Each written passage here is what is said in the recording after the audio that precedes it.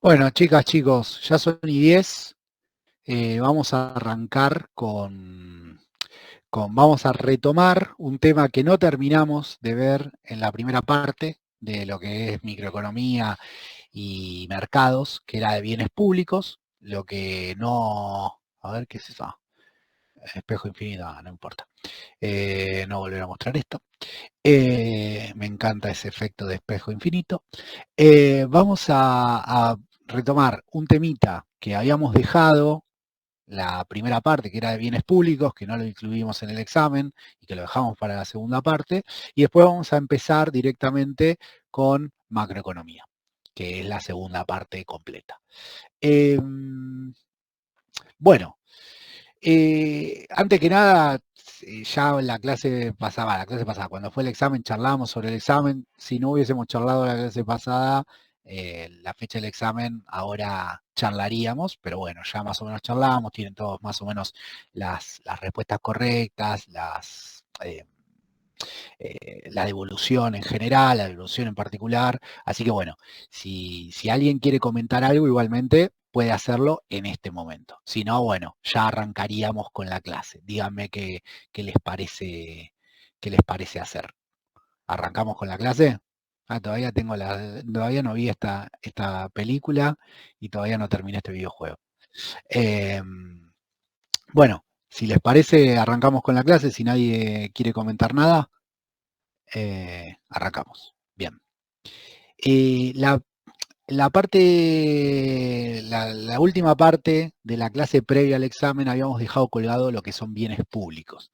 Básicamente, ¿qué son los bienes públicos? No los habíamos ni siquiera definido, pero bueno, lo vamos a charlar ahora rápidamente. No es algo muy complejo, así que lo vamos a charlar ahora rápidamente y después vamos a arrancar con la parte de macroeconomía. Profe, Básicamente, sí, decime. antes de arrancar, ¿te puedo hacer una consulta? No sé dónde quedó el examen, ahí en el campus, no lo veo. No, el examen no quedó en el campus, lo tenía Santiago, que lo compartió, entiendo, en el grupo. Voy a decir el examen resuelto. No, el de cada uno. Ah, no, el de cada uno quedó en Google, básicamente. Ah, porque era un coso de... Claro, sí, sí, ahí me Era acuerdo. un formulario de Google. No Sí, lo sí, sí, sí. subió por campus. No. Pero bueno, no Sí, sí, sé. lo compartí por el grupo que tenemos, todos. Y hubo una chica que no estaba en el grupo y me lo pidió y se lo pasé Bien, está bien, por está mail. bien. Presten Te mucha hago, atención. ¿Cómo? te hago una consulta. ¿Hay forma de recuperar el de cada uno? Eh, Supuestamente, vos cuando te mandó el mail, probalo. A mí me lo dejó. Cuando te manda el mail, tenés como un botón para entrar. Fíjate, Ah, a ver. fíjate. El mail que te llegó con la nota, tenés un botón para entrar. Sí, yo sigo pudiendo entrar desde ahí, desde el mail. Yo no lo rompí todavía, así que pueden usarlo todavía. Pero bueno, nada, se supone que tienen, me encanta el efecto espejo, por favor, qué cosa hermosa. Eh, pueden fijarse Ah, ustedes. sí, sí, sí, ahí está, joya. Gracias. Igualmente tienen el que está 20/20, que se lo pasé a Santiago y Santiago lo compartió en el grupo de WhatsApp y si no cualquier cosa alguien le piden directamente a él que él lo comparte. Lo que sí, como ya les dije, se lo vuelvo a repetir, presten mucha atención porque quizás en el recuperatorio tomo algunas preguntas que son parecidas, pero bueno, le cambio una coma o un más, le pongo un menos y la respuesta es otra. Como anécdota, yo cuando iba al secundario, había un profesor que todos los años tomaba el mismo examen. Y todavía me acuerdo, y eran verdadero o falso, todavía me acuerdo hasta la secuencia que teníamos que responder. Y un día ese profesor le cambió una pregunta a ese examen y todos nos sacamos 9,50. Nada, como para que lo tengan en cuenta. Yo no voy a cambiarle una respuesta, pero sí voy a usar quizás la base de algunas preguntas y le voy a cambiar cosas. Obviamente otras preguntas las voy a hacer de cero, ¿no? Pero no lo tomen como, bueno, este preguntó esto, va esta, porque nada, les puede ir muy mal, para que lo Claro, tengan en cuenta. No, yo más que nada quería el de cada uno porque para ver en qué cosas fallé. O sea, no tengo que ir a recuperatorio, pero para ver en qué ¿Pudiste cosas entrar? fallé para el final. Listo, Sí, sí, sí, listo, sí, listo. ahí lo vi, no sabía que quedaba ahí en Sí, el... hay un botón. Vos Sí, apretás sí, ese sí. botón y te da los resultados. Bueno, vamos a arrancar con la clase de hoy. Tema que habíamos dejado, bienes públicos. Básicamente, ¿qué son los bienes públicos? Son bienes que el sistema de incentivos de precios, que el sistema de precios no asigna precios correctamente. Entonces, por medio de la asignación de precios, no se dan los incentivos correctos, tanto para su uso o para su no uso. Por lo tanto, la provisión de estos bienes públicos, si se hace por medio del mercado, suele ser deficiente. Entonces, por la característica intrínseca del bien, hay dificultad que el mercado, hay dificultad del mercado para que el consumidor pague efectivamente lo que desea pagar por ese determinado bien. Vamos a dar un ejemplo. Por ejemplo, lo que es seguridad pública, digo, ¿no? La seguridad, uno sabe que el Estado la debería brindar, más allá de que sea buena o mala, ¿no? La seguridad que brinda. El Estado la debería brindar sí o sí.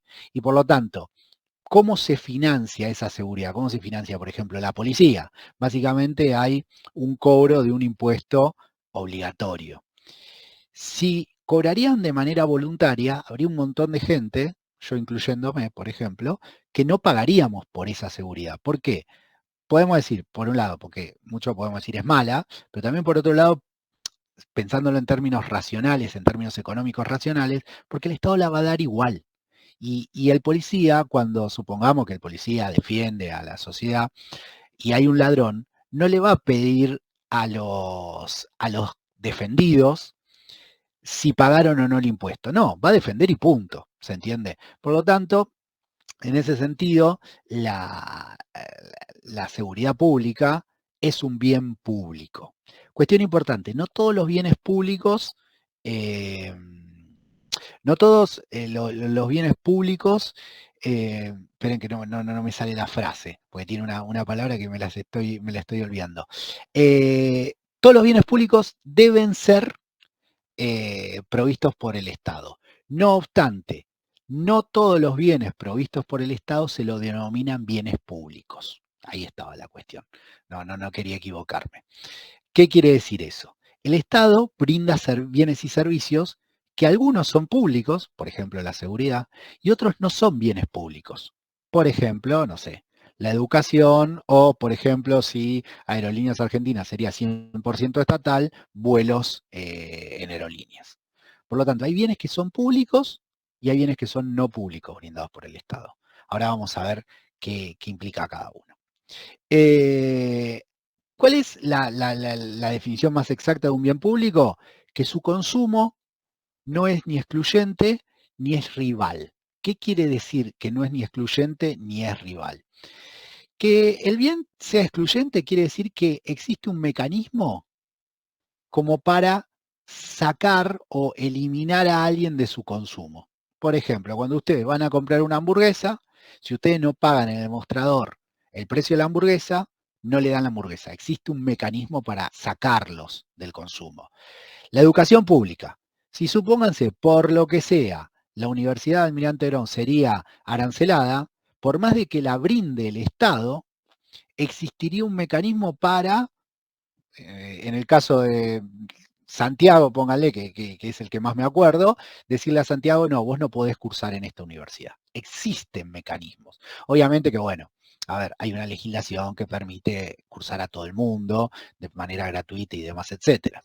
No obstante, de que supónganse que en algún momento se arancela la universidad pública, bueno, existe un mecanismo para excluir gente. Por lo tanto, es un bien que tiene la posibilidad de tener consumo excluyente. Esperen que... Ahí está. Y después, existen bienes que tienen consumos rivales. ¿Qué quiere decir eso? En el caso de la educación no opera tan directamente, pero sí, por ejemplo, volvemos al caso de la hamburguesa. La hamburguesa, ¿por qué tiene un consumo rival? Porque si la como yo, no la puede comer otra persona. A eso se lo denomina un consumo rival. La educación, dentro de ciertos límites, da lo mismo que yo esté dando clases para 42 personas que para 43 o 44 o 45. ¿Se entiende? Entonces, en ese sentido, dentro de esos límites, la educación no sería un bien con consumo rival. Volvemos al caso de la seguridad pública. La seguridad pública no es excluyente porque el policía defiende gente, no defiende a la gente que pagó el impuesto, y no es de consumo rival porque si me defiende a mí, no necesariamente deja de defender a la persona que tengo al lado. Siempre suponiendo que, ¿no?, que la policía está para defender y está, ¿no? Después podemos tener nuestros debates sobre el rol de las fuerzas policiales. Pero bueno, suponiendo eso, se plantea que es un bien que no tiene consumo excluyente y no tiene consumo rival. Por lo tanto, bueno, a eso se lo denomina un bien público. Y ese bien público, el único que lo puede brindar es el Estado porque es el único que se puede financiar de manera coactiva. En el mercado, nadie pagaría por algo que se va a brindar igualmente. A eso se lo denomina que va a haber siempre polizones. ¿Qué quiere decir polizones? Gente que se va a beneficiar por un bien o un servicio que pagan los demás y él no paga. En función de esto, de estos dos principios, del principio de exclusión y el principio de consumo rival, podemos tener bienes privados, como dijimos, la hamburguesa, que tiene tiene un mecanismo de exclusión y además tiene consumo rival. Bienes públicos, que no tiene mecanismo de exclusión y no tiene consumo rival. Y después tenemos recursos comunes también, que tiene consumo rival, pero no excluyente. Por ejemplo, pónganle los peces en un lago. Los peces en un lago son recursos comunes. Si yo pesco, el que está al lado mío no pesca. No obstante, no existe un mecanismo de exclusión de que dejen pescar a uno sí y a otro no. A lo sumo podemos decir, y bueno, hay periodos donde no dejan pescar para que los peces se reproduzcan. Pero bueno, esos son planteos donde no se excluye a uno sí u otro no. Directamente no se deja pescar a nadie. Bien, bienes privados, bienes públicos, recursos comunes. Y también tenemos bienes reservados, que son bienes que son excluyentes, pero no rivales en el consumo. El mejor ejemplo de esto puede ser lo que es la televisión por cable. Básicamente, si tienen cable, ustedes se lo podrían pasar entre vecinos, por decirlo de alguna manera. No obstante, si viene Cablevisión, te excluye a uno sí y a otro no. ¿Y por qué no es rival? Y porque el mismo cable coaxil puede alimentar a 1, a 2 o a 10 personas. Lo mismo pasaría con lo que es el Wi-Fi. En determinados límites, mientras que no esté alguien bajando películas pesadísimas todo el día, bueno, el Wi-Fi en una manzana pueden tener un par de Wi-Fi y con eso alimentar a toda la manzana. No obstante, bueno, hay que ver hasta qué punto tenemos buena onda con los vecinos como para arreglar de tener un solo Wi-Fi entre varios. Acá en mi barrio, bueno, yo tengo el mismo Wi-Fi, mi madre vive al lado y tenemos el mismo Wi-Fi. Y hasta no hace mucho lo teníamos compartido con el vecino del fondo, después el vecino del fondo se mudó y no lo compartimos más. Pero básicamente el mismo Wi-Fi se comparte tranquilamente. Sería lo que se dice un bien reservado. Bien, no hay forma de cobrar a quienes consumen el bien en base a la utilidad que brinda, siempre que hablamos de bienes públicos. El consumidor no estará dispuesto a pagar y por lo tanto existe el parásito, polizón o free rider, que es la persona que frente a un bien público recibe el beneficio, pero que obviamente no paga con el mismo. Y ¿El salto del molinete puede ser? Perdón, no te escuché, Santiago, la primera parte. El salto del molinete en Constitución. El salto de molinete, a ver, ¿vos que decís que eso sería un bien público? No, el parásito, polizón o free rider. Lo que pasa es, a ver, sí, en términos generales funcionaría como un parásito, polizón o free rider, no obstante, el servicio de trenes no sería un bien público. ¿Por qué? Porque se supone que justamente ese mecanismo, el del molinete, es el que te hace un bien que es excluyente. ¿Se entiende? Justamente, el molinete es el que no te deja pasar y te excluye si no lo pagas. No pagarlo implicaría, bueno, no pagarlo. Pero No en viajar. términos de polizón, ¿por qué se le dice polizón? En términos de siempre de bienes públicos. ¿Qué quiere decir? Que básicamente que no pagaría por ese servicio. ¿Dónde se podría ver un bien público limitado a una cuadra, a un barrio? Supónganse, vieron, bueno, yo vivo en Temperley, no hay garitas en mi barrio, pero nada, por el centro de Adrogué, vieron que nada, hay garitas en los barrios, Con gente. Turdera. ¿En Turdera hay? Sí. Bueno, acá en mi barrio no hay. Pero ¿qué pasa? Si ustedes viven en una cuadra de gente que todos ponen para la garita y ustedes dicen yo no pongo, y si le cierra el número al resto de la cuadra, ustedes van a ser parásitos o free rider.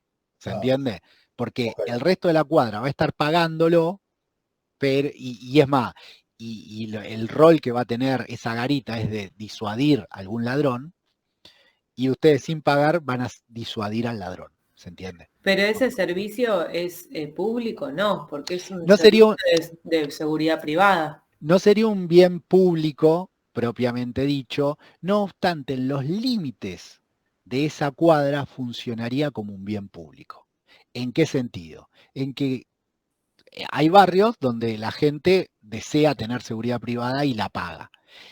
No se necesita, como para los bienes públicos, un financiamiento coactivo, sino que la gente lo paga, es un mecanismo de mercado. No obstante, en esa cuadra funcionaría un parásito, un polizón, si alguien no quiere pagarlo. Yo tengo una amiga que vive en un barrio. Pero perdón, no entiendo Sí, una cosa. Parásito o polizón no es necesariamente de un bien público. sí, por eso hago la salvedad. Ah, ok.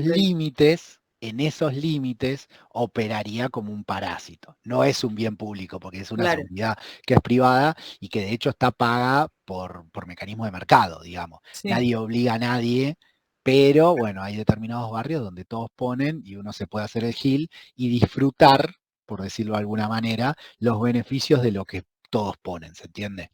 Eh, Eso un poco nos demuestra por qué los bienes públicos, como la seguridad en general, no pueden financiarse por pago voluntario, por mecanismos de mercado, ¿se entiende? Ahora, el único ejemplo que se me ocurre, que debe haber más, pero no se me ocurre, de parásito o polizón real, o sea, de bienes públicos, es una persona que va de impuestos y que, no sé, va al hospital, ponele. En realidad, justamente, se supone que la persona que va de impuestos, a ver, primero y principal, es muy difícil evadir todos los impuestos. ¿Por qué? Porque aunque vos ponele, vos tenés un kiosco, no lo personifico en vos, pero bueno, digo, en general. Vos tenés un kiosco y no pagás impuestos. No obstante, cuando vas al supermercado, necesariamente pasás por caja y pagás impuestos. Es muy difícil evadir todos los impuestos.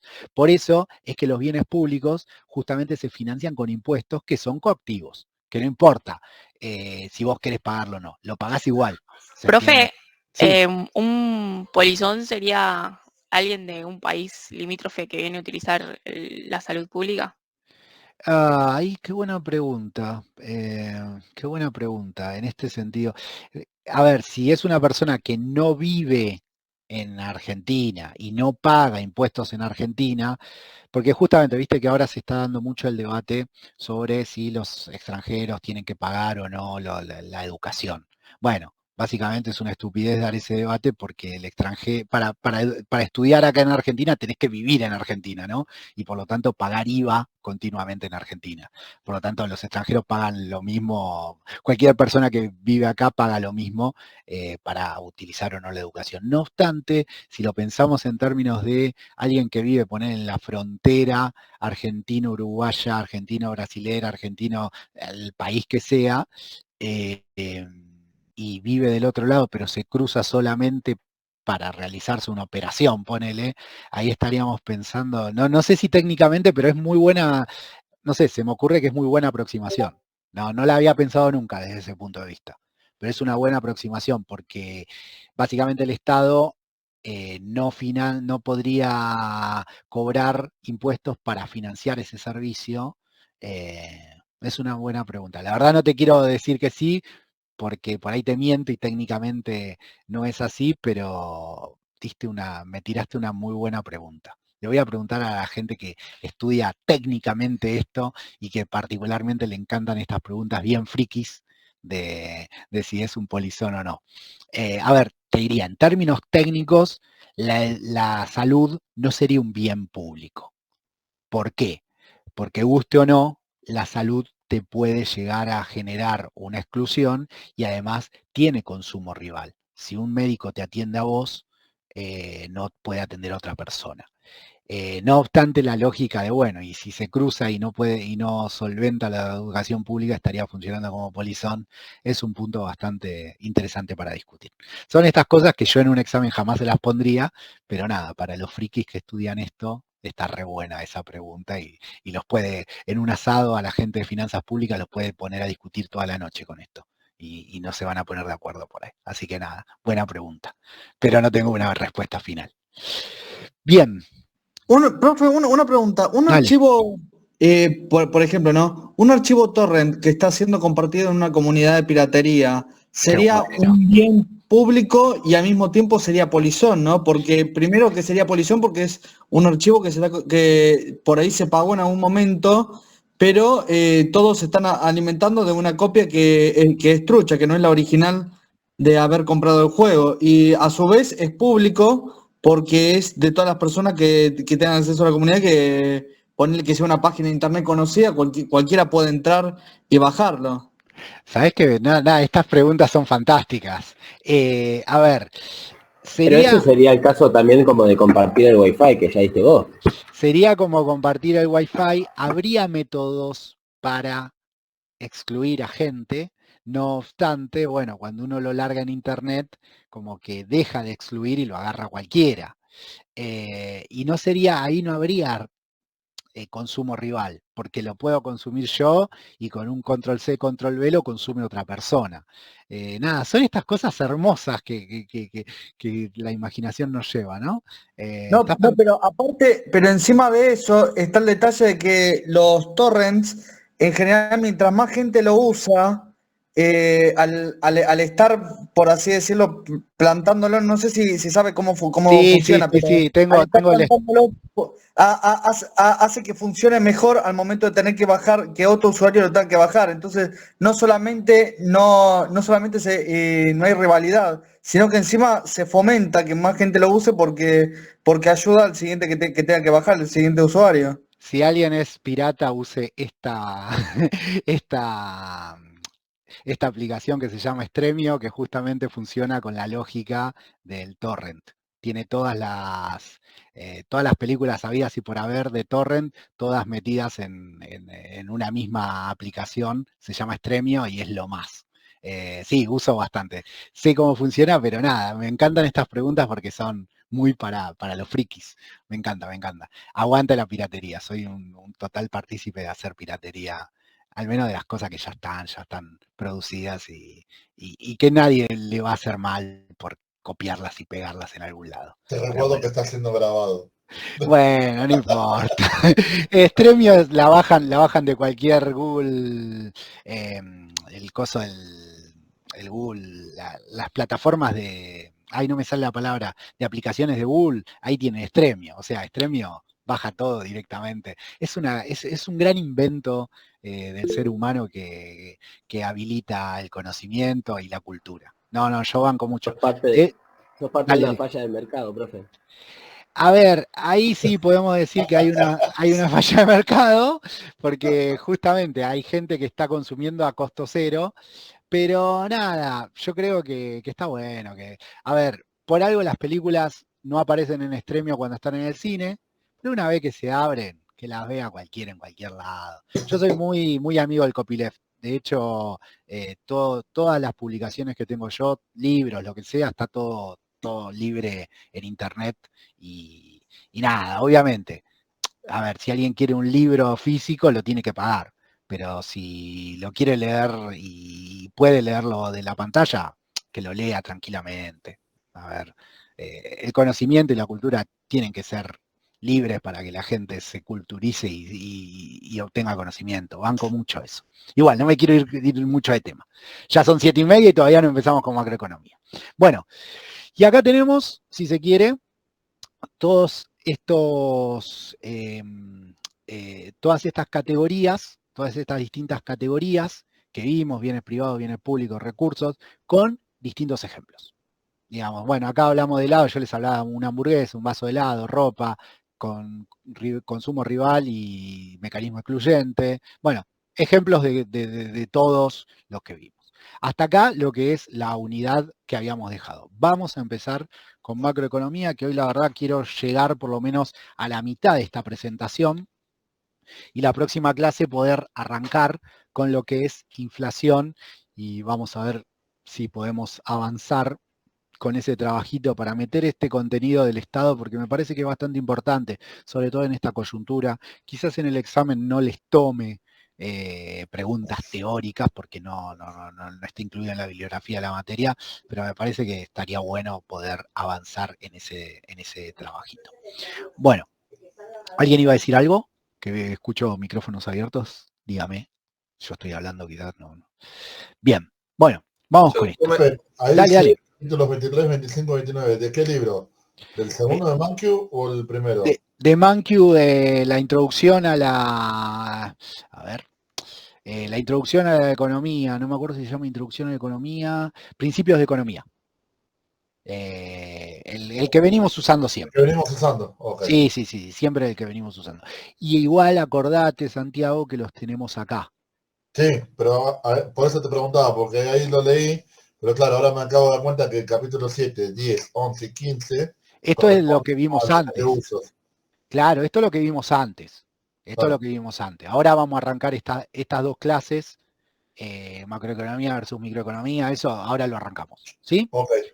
Bueno, vamos a arrancar macroeconomía. Básicamente, macroeconomía, la macroeconomía es una rama de la economía que surge como rama independiente a partir de la crisis del 30 y del keynesianismo como corriente política y económica. Básicamente la diferencia entre micro y macroeconomía es que la microeconomía se encarga de estudiar los comportamientos individuales y la operación de los mercados en particular. La macroeconomía se encarga de estudiar los agregados económicos, como para que tengan una idea.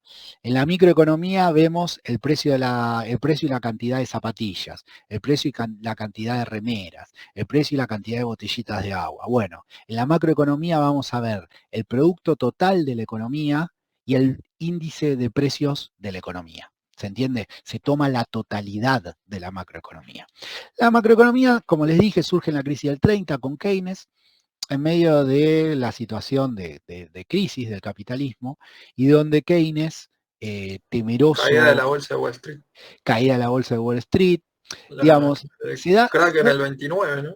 La caída el Viernes Negro es en el 29, no obstante, la caída de la bolsa inaugura un proceso bastante fuerte de crisis económica, que dura prácticamente, a ver, depende hasta dónde digamos es crisis, pero mínimamente hasta el 35, 36, 37, y hay algunos que dicen toda la década del 30. Claro, ¿no? de hecho, algunos lo ponen como década infame, ¿no? En Argentina se lo llama la década infame, sí. No obstante, bueno, a ver, Argentina sufre mucho la crisis mundial, pero bueno, acá estamos hablando del movimiento general del capitalismo a nivel global, ¿no? O sea, una década jodida en términos económicos, donde se da una situación muy difícil para los principales países capitalistas, y que a su vez se da en un contexto donde del otro lado del mundo, el socialismo estaba avanzando a pasos agigantados, ¿no? Entonces, en ese contexto, las clases dominantes del lado capitalista empiezan no solo a tener miedo que Stalin invada con sus tanques de guerra los países occidentales, sino que tienen miedo a algo más preocupante, que es que Stalin no necesita invadir los países, sino que los mismos obreros tomen los medios de producción. En ese contexto, que estaba de ser socialista, el tipo dice, acá tenemos que hacer algo para salvar al capitalismo. Tenemos que buscar una manera de que estos obreros no se les ocurra hacerse socialistas. Entonces la manera que encuentra Keynes es la aparición del Estado y la intervención del Estado para salvar al capitalismo de su crisis y que por lo tanto salvar también cualquier amenaza posible de socialismo. En ese sentido, Keynes lo que entiende es que de alguna u otra manera el Estado debe intervenir, debe generar empleo como para que la gente tenga laburo y no se le metan ideas raras en la cabeza, por decirlo de alguna manera. Frente al planteo de Keynes, estaba el planteo liberal, que ¿qué era lo que decía el planteo liberal? Deja que el capitalismo solo se va a autorregular y a la larga la crisis se va a solucionar. ¿Qué era lo que decía Keynes? Los liberales decían, en el largo plazo todo esto se soluciona. Keynes lo que decía es, en el largo plazo estamos todos muertos y en el largo plazo nos pueden hacer una revolución. Entonces, Keynes plantea una actitud proactiva del Estado para resolver la crisis rápidamente y por lo tanto evitar los problemas que le puede generar en términos políticos una clase trabajadora llena de desocupados. Como si a alguien le interesa para entender un poco la realidad que se vivía en esos momentos, en Extremio o en cualquier otra página pirata, pueden buscar una película de Russell Crowe, el actor de Gladiador, que se llama, no sé si es El Peleador o El Luchador, que básicamente representa lo que era la vida en una... Luchador. No me acuerdo, El Luchador. Lo que pasa que siempre tengo miedo de decirle El Luchador y que se la confundan con la de Mickey Rourke, que también se las recontra recomiendo, pero no tiene nada que ver con la crisis del 30. ¿La 9 semanas y media? No, la película El Luchador de Mickey Rourke. Sí, que hace de boxeador, sí, un boxeador. No, de boxeador hace Russell Crowe en esta que les estoy recomendando. Mickey Rourke hace de wrestler, de luchador tipo Martín Caradagian, digamos. Sí. Y es otra gran película que se la recontra recomiendo. Pero bueno, no les va a contar nada de la crisis del 30. La de Russell Crowe, él hace de boxeador y cuenta la vida de un boxeador retirado que se dedica a trabajar en el puerto cuando consigue laburo y cuáles son los problemas reales que tenía un trabajador estadounidense en plena crisis del 30. Digo, niños muertos de hambre que algunos los vendían, otros los regalaban, a los niños estamos hablando, o otros se los daban a su familia porque no le podían dar de comer. Bueno, gente que no comía era una situación muy común. Entonces en ese marco aparece Keynes para darle alguna salida a este problema del capitalismo. Por eso ahí aparece la macroeconomía, principalmente como una nueva disciplina, distinta de lo que era la microeconomía, que era ver los mercados por separado. Bueno, como decimos, se ve la economía como un todo. Dentro de esta disciplina conviven distintos paradigmas y teorías. Principalmente los tres grandes paradigmas que hay en la economía en general y en la macroeconomía en particular es el paradigma liberal, el paradigma keynesiano o intervencionista y el paradigma marxista. Esos son los tres principales. Nosotros acá lo que vamos a ver es principalmente lo que se denomina la síntesis neoclásica keynesiana, que si se quiere es una mezcla entre el liberalismo y algunos elementos del keynesianismo. Bien. Principales variables que atiende la macroeconomía. Principalmente la principal variable que vamos a ver es el Producto Bruto Interno, el desempleo también, el nivel de empleo, el gasto agregado y el crecimiento y la distribución del ingreso. Y tiene como aspectos fundamentales, bueno, el análisis del dinero, la tasa de interés, los precios y una cuestión importante, la cuestión de la inflación, que seguramente la clase que viene vamos a llegar al punto de inflación. Bueno, vamos a empezar partiendo de algo que ya habíamos visto en algún momento, que es el flujo circular de la renta. ¿Qué es lo que planteaba el flujo circular de la renta? Que había empresas, que había hogares, estos hogares lo que hacían era ceder sus factores productivos, trabajo, tierra y capital, a las empresas pagaban remuneración a los factores productivos, salario, alquiler y utilidades, y eso le genera un ingreso a los hogares. ¿Los hogares qué es lo que hacen con esa plata? van al mercado de factores, al supermercado, al Disco, al Jumbo, al Coto, demandan bienes y servicios y las empresas van a esos supermercados y ofrecen bienes y servicios. Si miramos acá, todo lo que producen las empresas, a eso lo podemos llamar Producto Bruto Interno. A su vez, cuando alguien vende, otra persona compra. Entonces, todo lo que venden las empresas lo compran las familias. Por lo tanto, el gasto de las familias es igual al Producto Bruto Interno. Y a su vez, las familias para comprar eso requerían un ingreso que le daban las empresas. A eso también es otra cara del Producto Bruto Interno. Ahora vamos a ver distintas formas, distintas caras de este Producto Bruto Interno. Bueno, Producto Bruto Interno. Vamos a desguazar esta definición en partes. Primero, lectura general. El Producto Bruto Interno es el valor de mercado del conjunto de bienes y servicios finales producidos por una nación o en los límites de una nación en un determinado periodo. Vamos a desguazar punto por punto. Primero, es el valor de mercado. ¿Qué quiere decir el valor de mercado? Dijimos que estamos en la macroeconomía y como estamos en la macroeconomía, estudiamos justamente a toda la economía como un todo y eso implica que vamos a estudiar no cantidad de zapatillas, cantidad de remeras, sino que vamos a sumar todo por medio de los precios y a eso se lo denomina valor de mercado. ¿Qué quiere decir? El Producto Bruto Interno es un indicador sintético que sintetiza distintos bienes, distintos mercados bajo un lenguaje común, por decirlo de alguna manera, cuyo lenguaje común es el dinero. Básicamente, las remeras, las zapatillas, todas las sumamos, podemos sumar peras con bananas, porque las peras y las bananas tienen precio. Entonces, todo eso implica un valor de mercado. Seguimos. Conjunto de bienes y servicios finales. ¿Qué quiere decir conjunto de bienes y servicios finales? Que sumariza todo lo producido en términos finales. ¿Y por qué finales? ¿Por qué marca la palabra finales? Básicamente porque si nosotros sumamos los bienes intermedios y también sumamos los finales, estamos haciendo una doble contabilidad.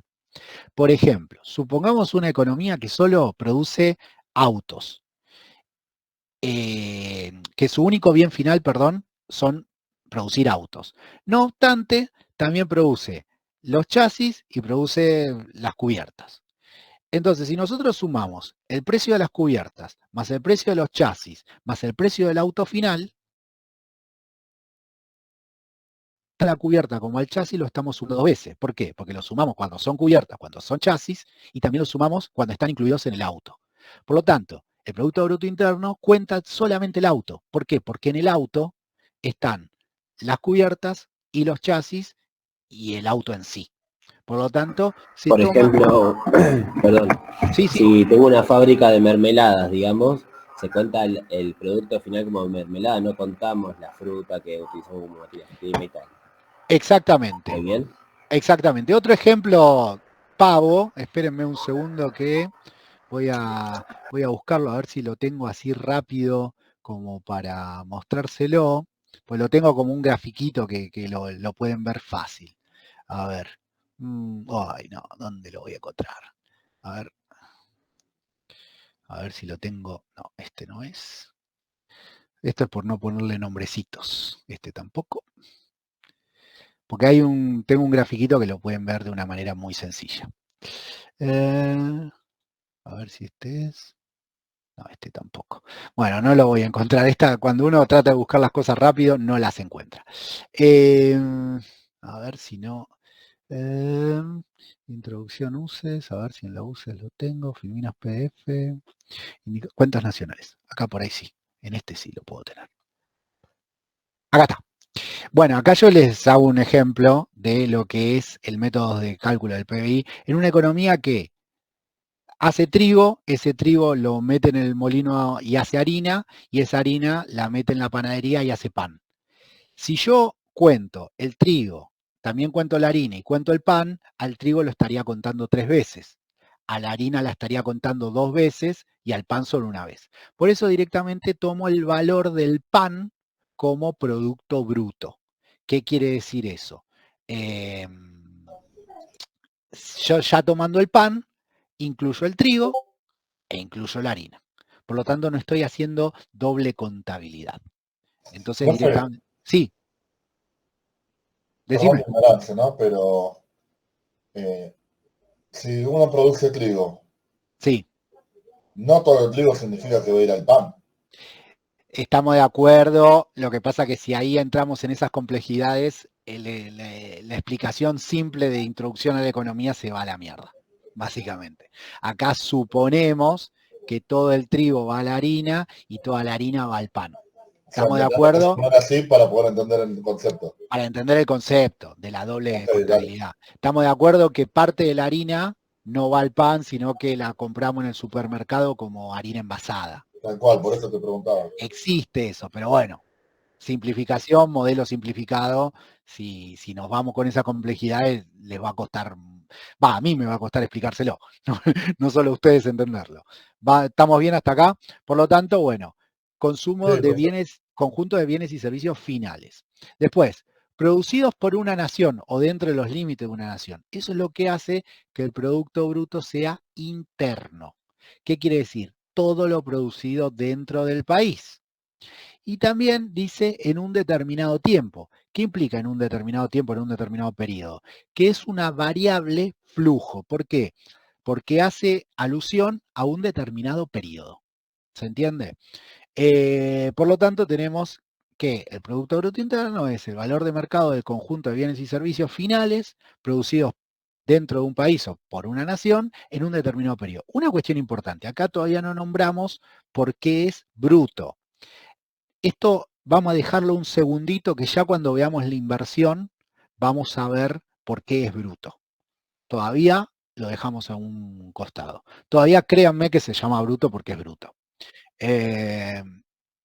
Bueno, sigamos. Bueno, es un indicador que mide la capacidad de producción que puede generar un país. Eso es bastante importante porque los países ricos tienen PBI per cápita elevado. ¿Qué es el PBI per cápita? El Producto Bruto Interno dividido la cantidad de habitantes. A eso se lo denomina PBI per cápita o por habitante. Los países ricos tienen PBI per cápita elevado. Y una cuestión importante, tener un PBI elevado no implica tener necesariamente un PBI per cápita elevado. Por ejemplo, India. India tiene un PBI muy alto, pero son muchas personas. Luxemburgo, si miramos, tiene un PBI pequeño, pero como son pocas personas, tiene un PBI per cápita muy elevado. Por lo tanto, bueno, ahí hay una mediación. Podemos tener PBI muy grande, India, también China, si bien China está creciendo, los dos están creciendo fuerte su PBI per cápita, pero todavía tiene un PBI per cápita pequeño. Por lo tanto, ahí hay una diferencia entre PBI per cápita y PBI a secas. Eso es importante.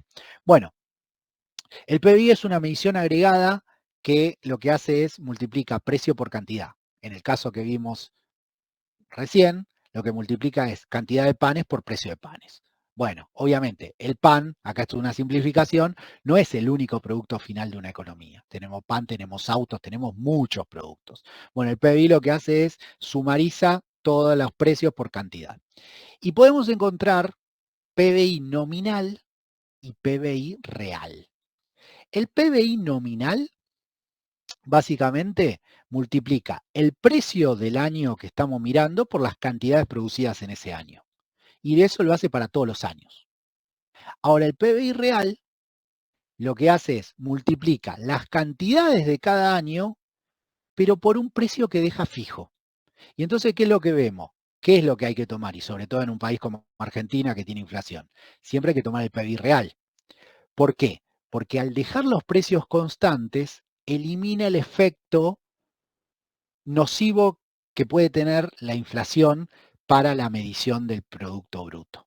Solamente lo que nos muestra es, espera que termino con esto, solamente lo que nos muestra es las cantidades, cómo varió en cantidades el producto. Si tomamos el Producto Bruto en términos reales. Si lo tomamos nominales en un contexto como en Argentina, lo que nos va a dar es que siempre crece el producto. y poco nos va a decir de la realidad. Dale, te corté, perdón. No, yo te estaba por cortar la voz. Decía que para medirlo a precios constantes se utiliza, porque he visto que para comparar entre distintos países, en el caso de la por eso usan Purchasing Power Parity, pero Sí. ¿eso se usa también para el PBI? No, el PBI en Argentina, les voy a dejar un link, información económica al día, y series estadísticas, ¿cómo se llama esto? Fundación Norte y Sur. A ustedes que les debe interesar los datos, me imagino, acá tienen, les voy a dejar dos links sobre datos argentinos. Uno es más de coyuntura más actual y otro tiene datos desde 1800, más o menos. ¿Qué es lo que van a ver?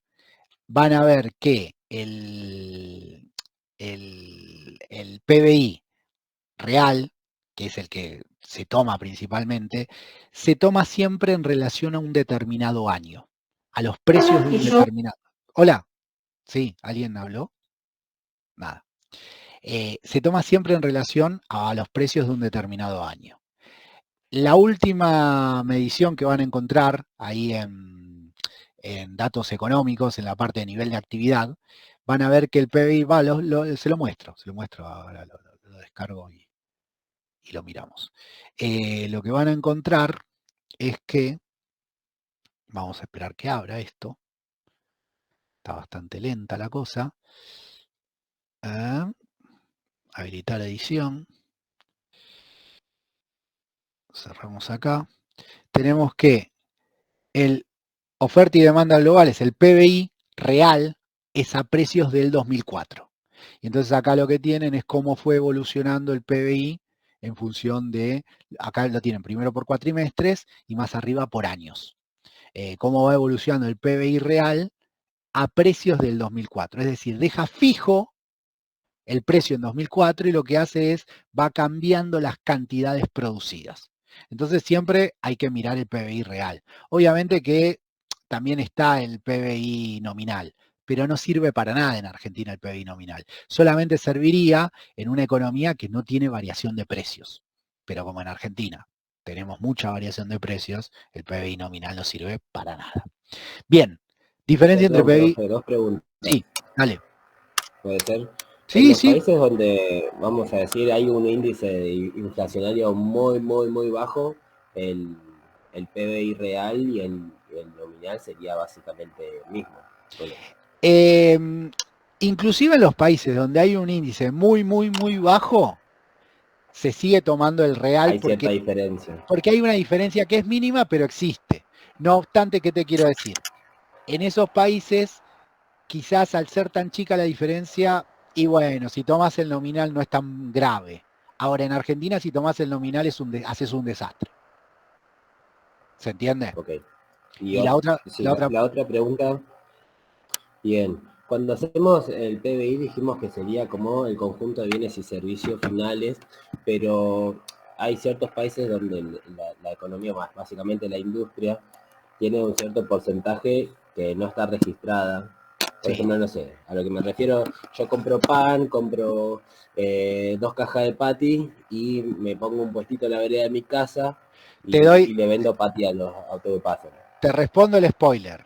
Siempre y cuando la actividad no sea ilegal en Argentina, eso que vos haces, siempre y cuando la actividad no sea ilegal y la actividad sea mercantil, se cuenta para el PBI. ¿Qué quiero decir? ¿Y cómo se registra? Esa sería la pregunta.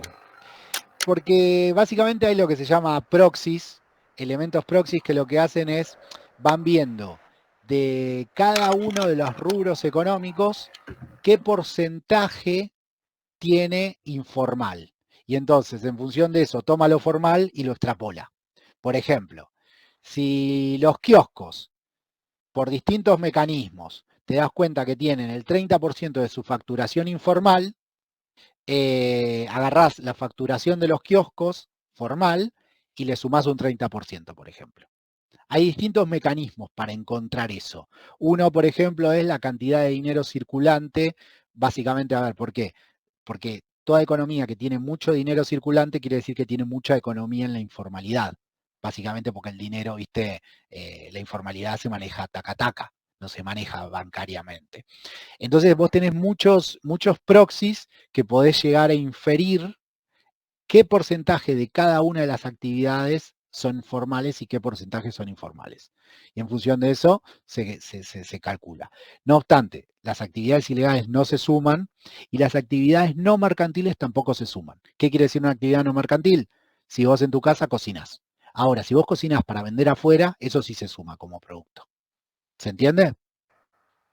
Ok, sí, clarísima la respuesta, muchas gracias. Bien. Bueno, el PBI puede aplicarse a un país, principalmente se suele aplicar a un país, pero también se puede aplicar, por ejemplo, a una provincia, a una región o a un continente. Las cuentas nacionales por lo general se centran en países, pero tenemos cuentas provinciales, tenemos la Comunidad Europea, por ejemplo, tiene cuentas continentales, digamos. Ahí pueden aparecer niveles que no sean meramente el país. Bueno, el valor agregado no hace una referencia a la utilidad de esos bienes. Profe, Sí, dale. perdón. Eso es lo que no me queda claro. O sea, ¿cómo hago para comparar entre países si... Está bien, ponele que yo dejo fijo 2004. Como el caso, ¿2004 habías dicho? Creo que sí. No, pero vos que si querés comparar en países tenés que llevar toda una misma moneda. Yo ahí Claro, lo que por eso mostré es decía. cómo comparar temporalmente dentro de un mismo país. Si vos querés comparar entre países, tenés que llevar toda una misma moneda, que puede ser el dólar, puede ser el euro, e inclusive puede ser el dólar en sus distintas variantes. Una de ellas es la PPP, como vos nombraste, que no quiero entrar en eso porque nos podemos quedar un rato largo hablando, o puede ser el dólar a valor nominal, ¿se entiende? Vos para comparar entre Está bien. países tenés que llevar toda una misma moneda. Si vos querés comparar el Producto Bruto de Argentina con el de Brasil, bueno, tenés que llevar o todo a dólar o todo a dólar nominal, todo a dólar PPP, todo a dólar contado con liqui. De hecho, en Argentina es un problema las comparaciones internacionales, básicamente porque no hay un dólar único hace rato. Entonces es muy difícil comparar Claro. internacionalmente. Pero bueno, sí, si querés comparar tenés que llevarlo todo a moneda única. En el caso de Argentina, dólar o dólar, algún tipo de dólar que elijas de todos los que hay. Ahí en los links que les pasé hay distintas cotizaciones y distintas formas donde se expresa el PBI argentino en dólares o en distintas monedas. Después si quieren mírenlo. Claro, yo había visto que se hace en la pobreza, pero no sabía si se hacía en el PBI. En la pobreza es un problema más todavía. O sea, lo del PPP, quiero decir. No, pero sí, eso es un método, pero lo vamos a dejar que tenemos una clase, si no me equivoco, medición del costo de vida y la inflación. En esa clase vamos a hablar de la pobreza. No me quiero meter ahora porque si no, no vamos. Bueno, le decía, el valor agregado no hace referencia a la utilidad de los bienes. Básicamente uno puede producir mucho y por ahí puede producir, no sé, armas que no sirvan para nada. O puede producir, no sé, comida que sirve para mucho. Por lo tanto, mira el valor. No importa si lo que se produce es bueno o malo. Y obviamente, como mira el valor en términos monetarios, sin importar inclusive desde qué punto lo vemos, si lo vemos de una teoría subjetiva o objetiva, importan los precios del mercado. O sea, no importa cómo pensemos que es el valor de los bienes y servicios. Bien. Después, Producto Bruto Interno, podemos tener, dijimos, el Producto Bruto Interno mide el ingreso total de una nación, de lo que se produce dentro de una determinada economía, y su equivalente, que son el gasto y el valor agregado, que son los distintos métodos de medición. ¿Cómo aparecen estos métodos de medición? Volvemos al grafiquito que les había mostrado. Nosotros podemos calcular, como dijimos, tomando los bienes finales, cuánto vale el pan al final, 180 pesos, supónganse. No obstante, hay otros métodos para medir el PBI que nos van a dar todos 180 pesos. El primero, bueno, el método del gasto implica que al pan es un bien de consumo y el pan vale 180 pesos, por lo tanto el producto es de 180 pesos. Después tenemos un método que se lo denomina el método del valor, que lo que hace es suma los distintos valores agregados de cada sector. Y entonces dice, bueno, acá en esta economía el chacarero hizo una bolsa de trigo que su valor de producción es de 50 pesos, el precio es de 50 pesos, como no tenía ningún costo, tuvo un valor agregado de 50 pesos.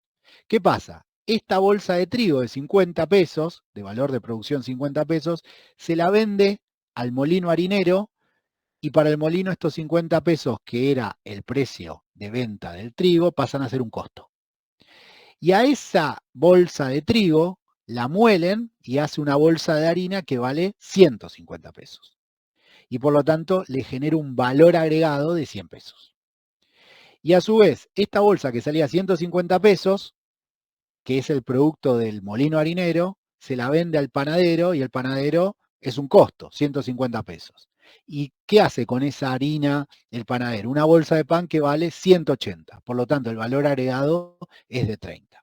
Si nosotros sumamos los distintos ¿Valor valores... agregado es igual a ganancia? No. No. Ahora vamos con eso. Si nosotros sumamos... Queda clarísimo que el intermediario se la llevó toda. En realidad no hay, acá no, ni siquiera No, ya hablamos... sé, te digo, pero generalmente es el que más ganó, digamos. Por lo general hay intermediarios que se llevan mucho, pero acá ni siquiera hablamos de intermediarios porque lo quiero hacer más simple. Es Claro, decir, sí, el sí. chacarero cosecha y lo va a vender él. Claro. El molinero Lo muy bien. muele, hace la harina y la va a vender él. Y el panadero hace el pan y lo vende él. No hay intermediario. Ahora vamos a agregarle, si se quiere, cuando veamos el próximo método. Pero decimos, el método del valor, si sumamos los 50 más los 100 más los 30, obtenemos los mismos 180 que vale el pan. Justamente sumando valores agregados. ¿Qué es lo que vamos a ver? Que acá, en el método del gasto, todo era pan, no obstante, ese pan tiene un aporte del chacarero, un aporte del molinero y otro aporte del panadero. Eso es el método del valor. Y también tenemos el método del ingreso. ¿Qué quiere decir eso? Supongamos que el chacarero tenía un trabajador y le pagaba 25 pesos. Estos 50 de valor agregado van a ser 25 de salario y 25 de ganancias. Después, supongamos que el molinero tenía también otro trabajador que le pagaba 50 pesos, estos 100 de valor agregado van a ser 50 de salario, 50 de ganancias. Y supongamos que el panadero trabaja solo, estos 30 son 30 de ganancias. Si sumamos 25 de salario más 50 de salario, tenemos 75. Y después le sumamos 25 de ganancia más 50 de ganancia más 30, todo nos va a dar 180. ¿Qué quiere decir? Que todo eso que se produjo, alguien se lo lleva. Eso es lo que nos muestra el método del ingreso. ¿Quién se lo llevó? ¿Qué sector social se lo llevó? El método del valor, lo que nos muestra es qué rama económica lo produjo. Y el método del gasto es en qué se destinó. En este caso, en pan. ¿Vamos bien hasta acá? ¿Sí, no? Sí. ¿No entendí si método de gasto y método de ingreso es lo mismo? No, el método del gasto es en qué se destina, en qué tipo de bien se destina. Si se destina a consumo, si se destina a inversión, ahora vamos a llegar bien a esa parte. Y el método del ingreso es quién se lo lleva, qué sector social se lo lleva. ¿Se lo llevan los salarios, se lo llevan las ganancias o se la lleva, que eso lo vamos a ver bien en las próximas clases, algo que se llama el ingreso mixto, que básicamente es los cuentapropistas. ¿Qué sector social se lo lleva? Pero bueno, es eso. Podríamos decir que uno mide el valor de los bienes y servicios y el otro mide el valor del trabajo.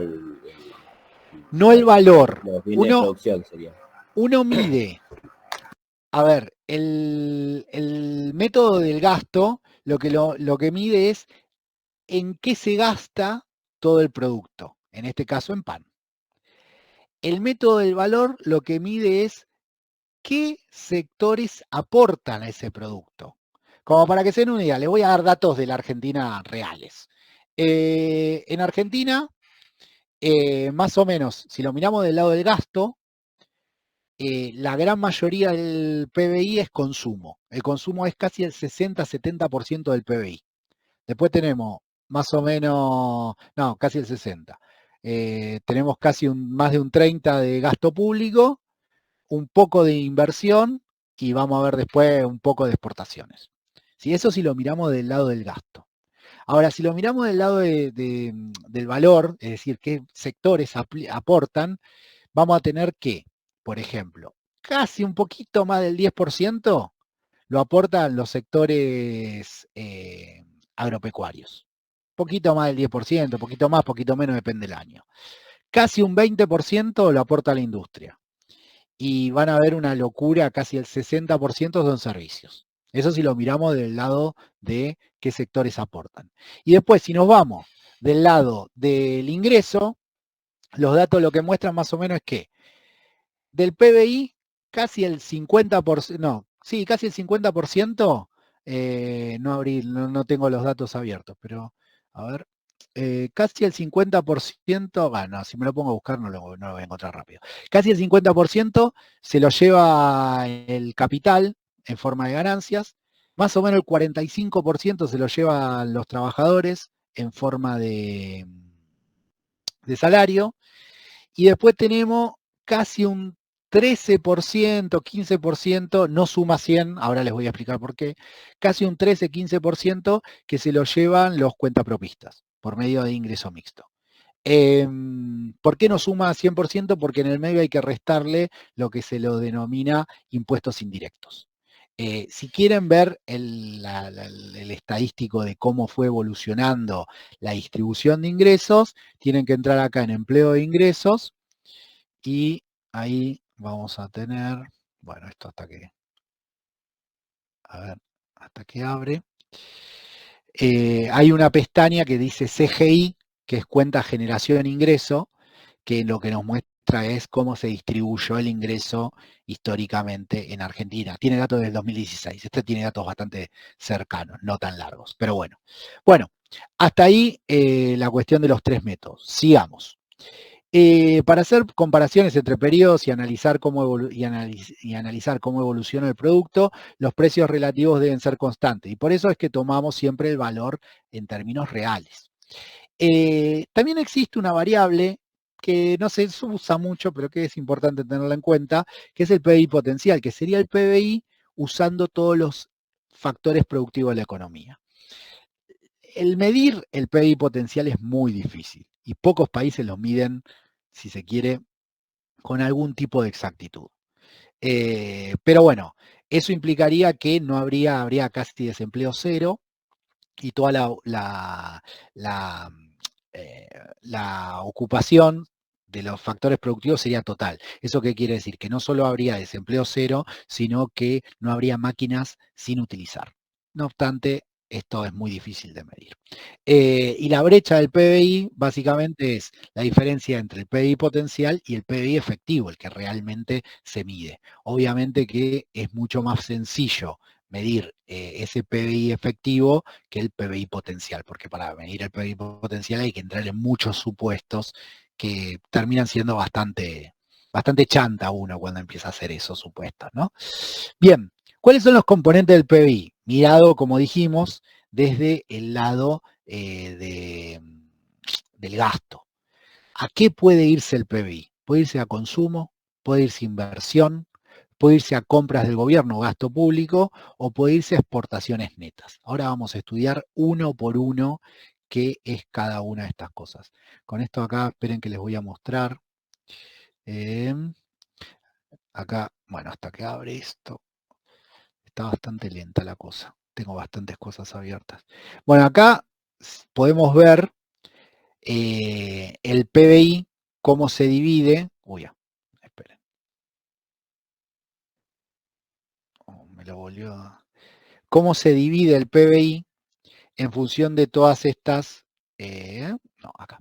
En función de todos estos componentes.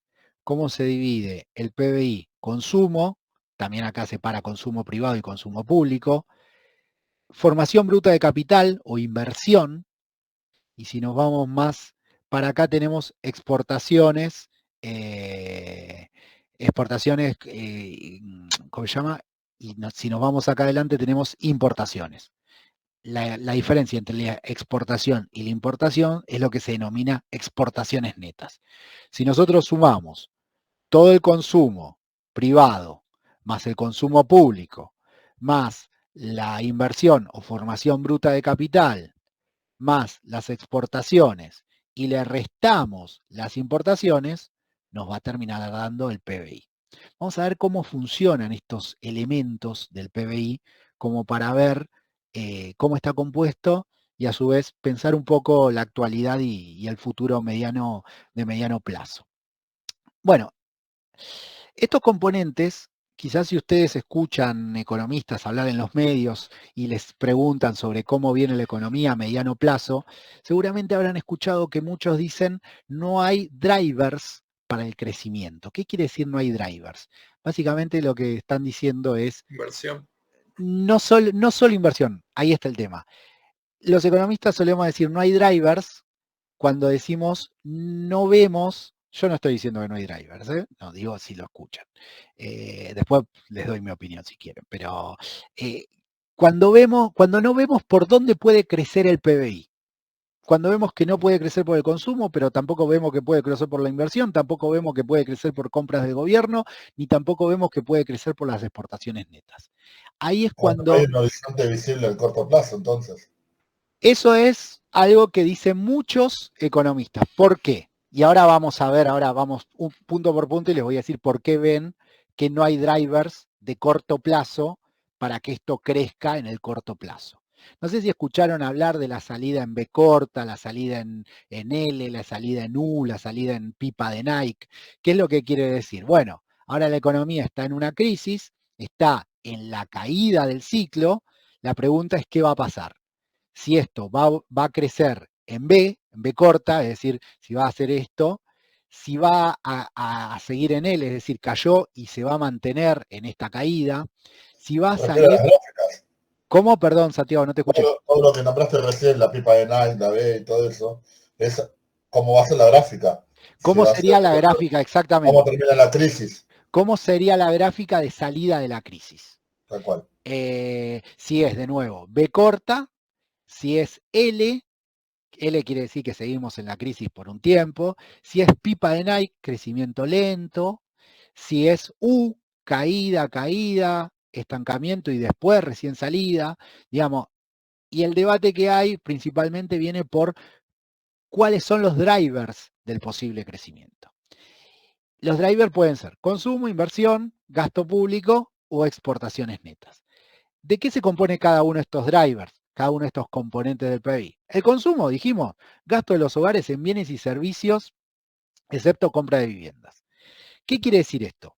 Siempre hay que entender que el PBI se mide con producción de cosas nuevas, no con compra de cosas usadas, porque las compras de cosas usadas ya se registraron el año que se produjeron.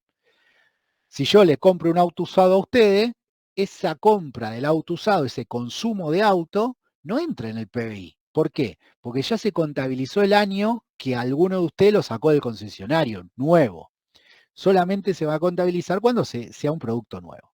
Entonces, el consumo, dijimos, son los gastos de los hogares para cubrir necesidades, que pueden ser corrientes o no corrientes, y este consumo puede ser durable o no durable. ¿Por qué se dice que el PBI no va a crecer por el lado del consumo? Básicamente porque el consumo depende fundamentalmente de los ingresos de las personas. Y lo que se espera es que en los próximos años el ingreso no crezca muy fuerte, que digamos. Entonces, por acá no va a traccionar, según estos planteos, el PBI. El PBI no se va a traccionar por el lado del consumo. ¿Qué se sigue diciendo por el lado de la inversión? Básicamente que la inversión es el gasto que hacen las empresas en capital, en inventarios y estructuras, y el gasto que hacen las familias en viviendas nuevas. ¿Por qué se discute que el crecimiento venga por el lado de la inversión? Y porque para invertir en un país que no consume, para invertir en un país que todavía sigue cayendo en crisis, y las inversiones se piensan a largo plazo. ¿De qué dependen las inversiones? Principalmente del nivel de ganancia que tiene una economía y de la estabilidad de esa economía. Todavía la economía no se estabilizó y el nivel de ganancia todavía no parece muy llamativo con una economía no estabilizada. Y además las inversiones son algo que generan a largo plazo crecimiento. ¿Por qué? Y porque generan empleo, pero después de un año quizás de que se empiece a hacer esa inversión. Por lo tanto, en el corto plazo también no se ve mucho que el driver sea la inversión. Después, incluso a un año se sigue considerando a largo plazo entonces. A ver, en una economía medio pelo a nivel mundial, el mediano plazo, estamos hablando de 5 años. Largo plazo son 10 años. En Argentina te diría que un año ya estamos hablando de mediano plazo. ¿Por qué? Porque no tenemos una estabilidad buena. Las economías con buena estabilidad, obviamente esos plazos se miran más largos. ¿Qué pasa? En una economía con poca estabilidad hay menos incentivo a invertir. Entonces, si hay menos incentivo a invertir, bueno, el proceso de crecimiento por acá está difícil que funcione. Y a su vez la inversión es un elemento muy importante porque es un posibilitador del crecimiento. ¿Qué quiere decir con eso? Que no puede haber un crecimiento de largo plazo sin un proceso de inversión detrás. ¿Por qué? Porque si la economía, póngale por lo que sea, crece y no se invierte en nuevas máquinas, llega un momento en que ya no tengo dónde emplear a los nuevos trabajadores, porque no tengo nuevas máquinas. Por lo tanto, la inversión no solo genera puestos de trabajo, sino que también posibilita el proceso de crecimiento en el mediano y en el largo plazo. Sin inversión es imposible que una economía crezca en el mediano y en el largo plazo. Y la inversión, una cuestión importante, ¿se acuerdan que yo le dije que por el momento hablábamos de que el producto es bruto porque es bruto? Bueno, ¿por qué es bruto? Ahora vamos a ver por qué es bruto. La inversión puede ser bruta o puede ser neta. ¿Cuál es la diferencia entre una inversión bruta y una inversión neta? Supónganse... Que es sin descontar nada. Bien, ahí vamos. Supónganse que tenemos una inversión bruta. Es todo lo que compramos en el año. Tenemos un stock de capital, vamos a agrandar esto, así lo ven mejor, un stock de capital inicial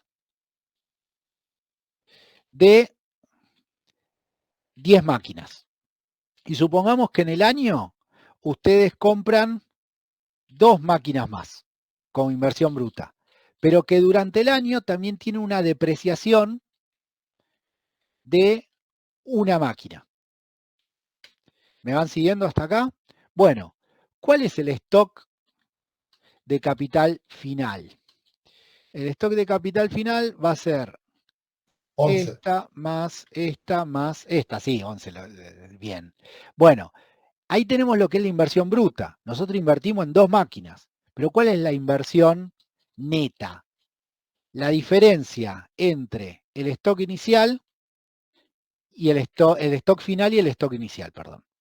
La inversión neta, en realidad, nosotros hicimos crecer nuestro stock de capital solo en una. ¿Se entiende? ¿Qué quiere decir eso? Tenemos una inversión neta de depreciaciones, y tenemos una inversión bruta con las depreciaciones. El producto se mide de manera bruta, ¿por qué? Porque no se le restan la depreciación de capital. Si le restamos la depreciación de capital, no tenemos el PBI, tenemos el PNI, Producto Neto Interno. ¿Sí? ¿Se entendió eso? Eso es importante que se entienda. Básicamente, la diferencia entre el producto bruto y producto neto es la inversión si se mide de manera bruta o de manera neta. Esto que no se lo había comentado, ahora lo retomamos y lo vemos. Bien, le decía, driver de consumo, difícil. Driver de inversión, en el corto plazo, difícil. Compra de gobierno, se supone que las compras de gobierno, el gasto público o el consumo público es el gasto de bienes y servicios que los gobiernos hacen. Por ejemplo, el pagarme a mí como docente es un gasto público. Por ejemplo, pagar jubilaciones es un gasto público. Por ejemplo, cuando ustedes cursan en el campus, los fibrones o el pagar la luz es un gasto público. Se supone que vamos a un recorte de gasto público, por lo tanto, por acá tampoco puede crecer mucho el Producto Bruto. Entonces, ¿qué nos queda? El driver más posible es las exportaciones netas. Básicamente, ¿qué es? Las exportaciones que se hacen menos las importaciones. ¿Por qué se plantea que este es el driver más posible? Y porque, por ejemplo, está la cuestión del RIGI, del régimen de grandes inversiones. Eso apunta todo a petróleo, minería y demás, etcétera. Ahí el problema que tenemos los conurbanenses es que ese tipo de crecimiento es un crecimiento que no llega a los conurbanos ni a las capitales, sino que se concentra principalmente en provincias mineras, básicamente, provincias petroleras. Por lo tanto, bueno, el crecimiento en los sectores urbanos no se va a sentir mucho, suponiendo que viene por el lado de las exportaciones netas. Y además, por cómo viene el proceso, la industria no parece que va a andar muy bien, por lo tanto el proceso económico de crecimiento básicamente no va a, en tanto y en cuanto siga como viene hasta ahora, y suponiendo que se da algún crecimiento, sea en forma de pipa de Nike, sea en forma de U, lo que sea, no parece que vaya a pegar de manera significativa en las ciudades o en los conurbanos. De hecho, todo lo contrario. Pinta, ahí voy. De hecho, todo lo contrario pinta que, nada, las ciudades y los conurbanos van para atrás por el tema de que justamente la industria tiende a caer y eso, bueno, obviamente implica más desocupación en estas áreas de población. Dale, te escucho, perdón. Con el tema este del litio, ¿no atrae inversiones ahí? Sí, posiblemente atraiga, creo que es una buena oportunidad para invertir, pero el tema es que ¿a dónde atrae inversiones? Te va a generar en las provincias que tengan litio, Salta, Jujuy. claro, y en sus alrededores, ¿se entiende? Pega de manera muy secundaria en por ahí ponele, no sé, una empresa, ponele que con toda la furia, ¿no? Tesla viene acá y se le ocurre al chabón, a Elon Musk, ponerse una fábrica de ¿cómo se llama? De baterías de litio. Y entonces el tipo extrae el litio, lo procesa y hace la batería. Eso va a pegar, primero, en el lugar donde se extrae, porque ahí se genera una microciudad, porque obviamente necesitas obreros que extraigan el litio y los tenés que llevar a la mina. Después, hay que ver dónde pone la empresa. Lo más probable es que la ponga cerca del lugar de donde extrae. En su momento fue Vaca Muerta.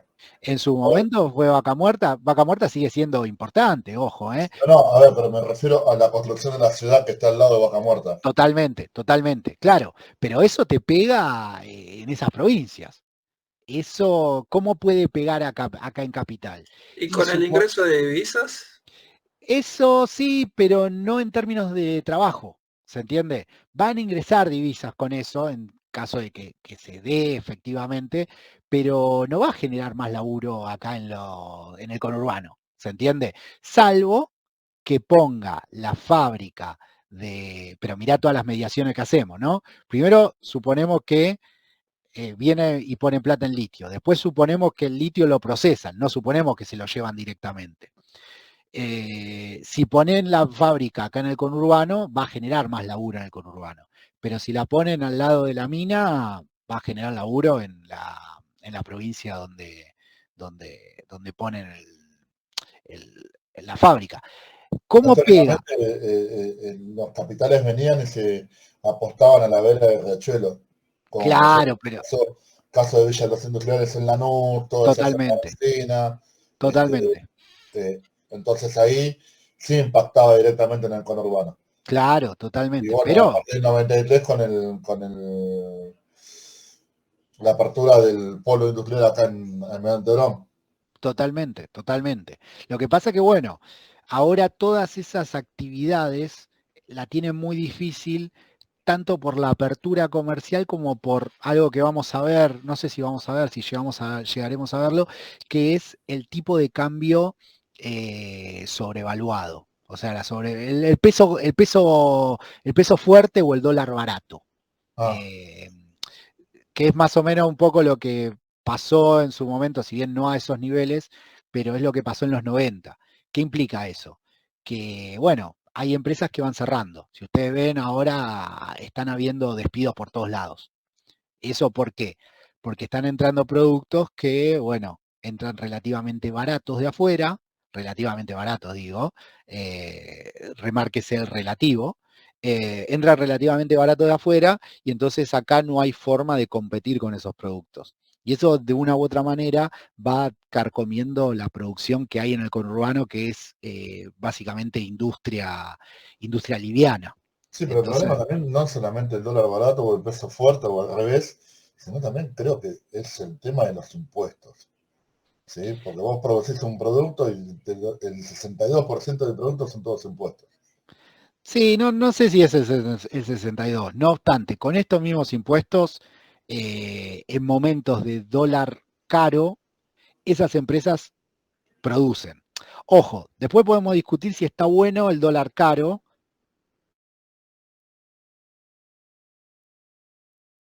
¿Por qué? Claro. Por dólar, a ver, dólar caro implica que nuestros salarios pueden comprar pocas cosas que se producen afuera. Eso es un tema.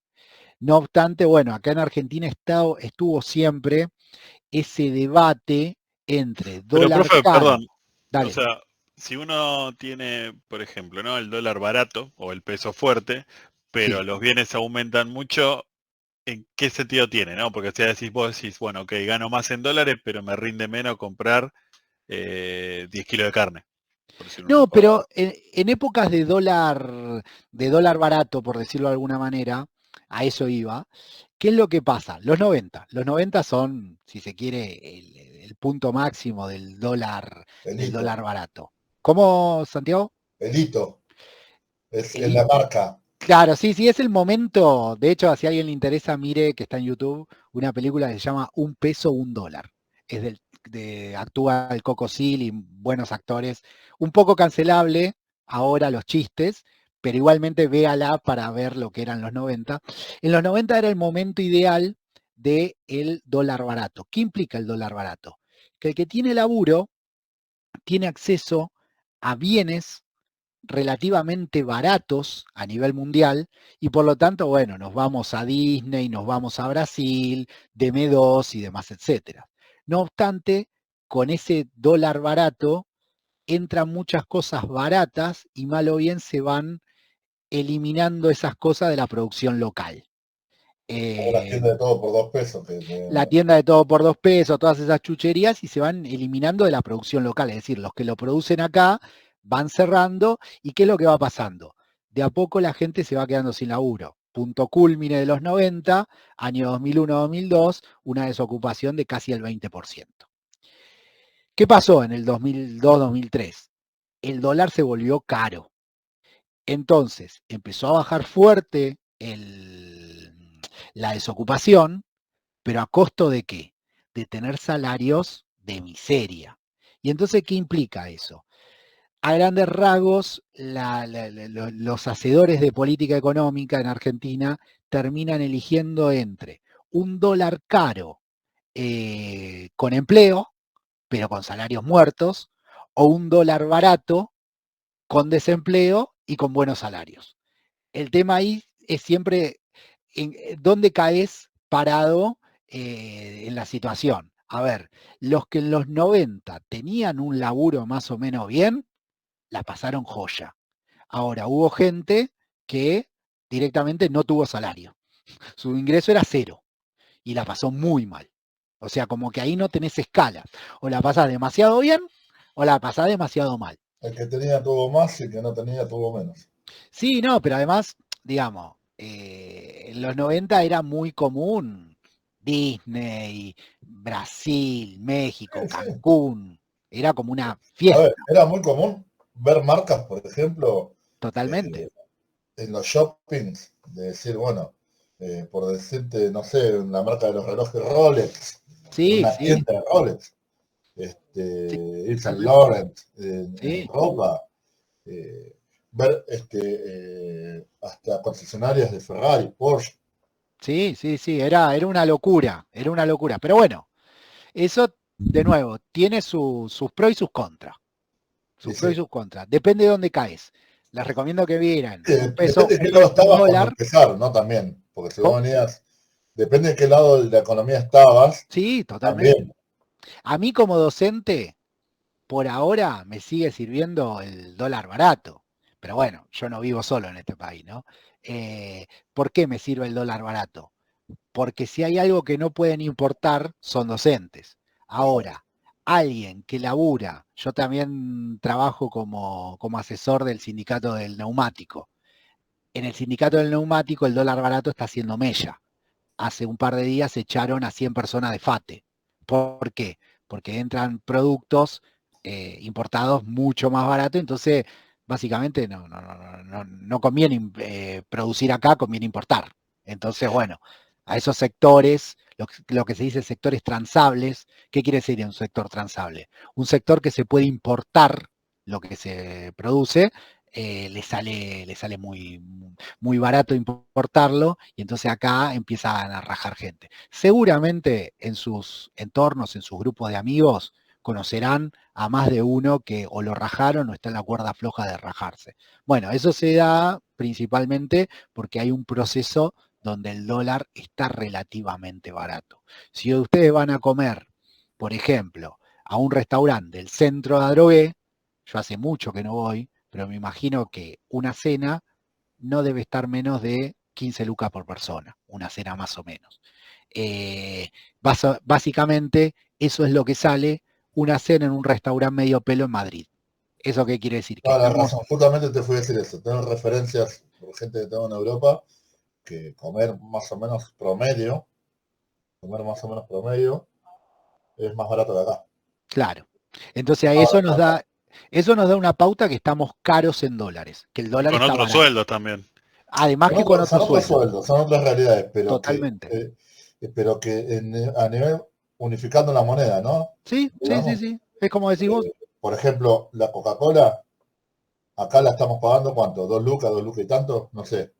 Sí, Allá le están pagando 1,50 €. No, claro. y te quedaste corto, Santiago, está más, está más Sí, cara la sí, sí, coca. sí, sí, Ah, sí, sí, sí. no, Eso la lo verdad que explotó, como sí. honestamente no la consumo, honestamente no, ni idea, pero sé que el valor allá es 1,50 €, porque me mandaron la foto hace 3, 4 días. Tomen Cunnington, que está a menos de 1.000 pesos Manaos, y en Manaos, la verdad que no, pero bueno. El sustituto. es el mejor sustituto de la Cunnington. Bueno, Igual, profe, yo ahí tengo una dale. duda, por ejemplo, respecto a si los bienes están más caros que en Europa, ¿no? Como para tener como punto de referencia. Sí, ¿Qué sentido tiene que los sueldos estén tan planchados? ¿No? O que al contrario, si por ejemplo ahora con esta diferencia que hubo del 5%, ¿no? Al del dólar blue, peor todavía. O sea, cada vez te rinde menos en dólares y al mismo tiempo los productos están más caros. ¿Cuál sería el objetivo? O sea, que tarde o temprano los salarios también aumenten.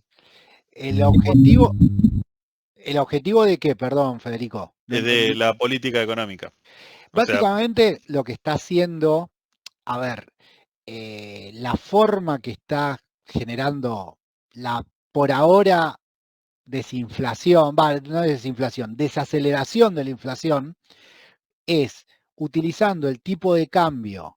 El tipo de cambio se le dice un ancla. ¿Qué quiere decir ancla? Que hace rato que no aumenta fuerte, aunque dato también hoy empezó a subir el blue, lo cual puede claro, ser que en justo. cualquier momento haya una devaluación nueva. Pero bueno, Ya la ¿qué es lo semana que? pasada empezó a subir, Sí, pero hoy sé que subió bastante. Sí, un 5%. Hoy subió Sí. bastante. ¿Qué puede pasar? ¿Qué hace eso? Al no subir el dólar, eso genera lo que se dice un ancla cambiaria. Es decir, como no te sube el dólar, no suben los insumos y por lo tanto no sube la inflación. ¿Qué es lo que pasa? No sube el dólar, pero hay inflación y se genera esto que se denomina atraso cambiario. ¿Qué implica el atraso cambiario? Que justamente los productos argentinos se vuelven caros en términos internacionales. Y eso en sí mismo opera para también frenar la inflación. ¿Por qué? Imagínate que vos producís cubiertas acá en el país y de repente te dejan fijo el tipo de cambio y vos podés subir tus productos ¿hasta qué precio? Hasta el precio internacional. Ya cuando llegás al precio internacional, no puedes seguir subiendo porque si no, no vendés nada. Entonces también es un instrumento antiinflacionario. El problema es el costo que implica ese instrumento antiinflacionario. Básicamente los despidos, por ejemplo. Entonces es muy difícil que esto no tenga costos sociales. Esto claramente está teniendo costos sociales y, como les digo, seguramente en todos los conjuntos de amigos conocidos que tienen, seguramente tienen a más de uno que o quedó sin laburo o que está en la cuerda floja por quedarse sin laburo. Igual, pero tampoco venimos del paraíso. ¿Cuál es la salida? No, es que no hay una salida, entre comillas, indolora. No existe la salida indolora de esto. Nunca en las crisis capitalistas hay salidas indoloras.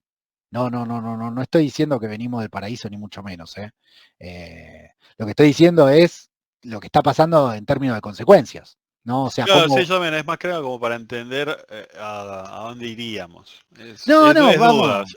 Como ir a la economía, no, sacando de lado que es muy difícil la política y la economía, pero entendiendo economía, ¿no? O sea, ¿cuál sería el objetivo? Vamos a un proceso jodido. Ya estamos en un proceso jodido y vamos a seguir en un proceso jodido. Porque además, a todo esto, un poco como estábamos charlando, todavía de una u otra manera hay cierto consenso que va a haber una nueva devaluación, hay cierto consenso, y vieron que las devaluaciones son muy traumáticas, hay cierto consenso que la malaria tenemos un rato más de malaria. Por eso yo soy más amigo de los que creen o que vamos a una L o que vamos a una pipa de Nike, pero con una pendiente muy chiquita. O sea, y sobre todo los que vivimos en el conurbano. Distinto es si vivimos en una provincia que puede llegar a ser minera.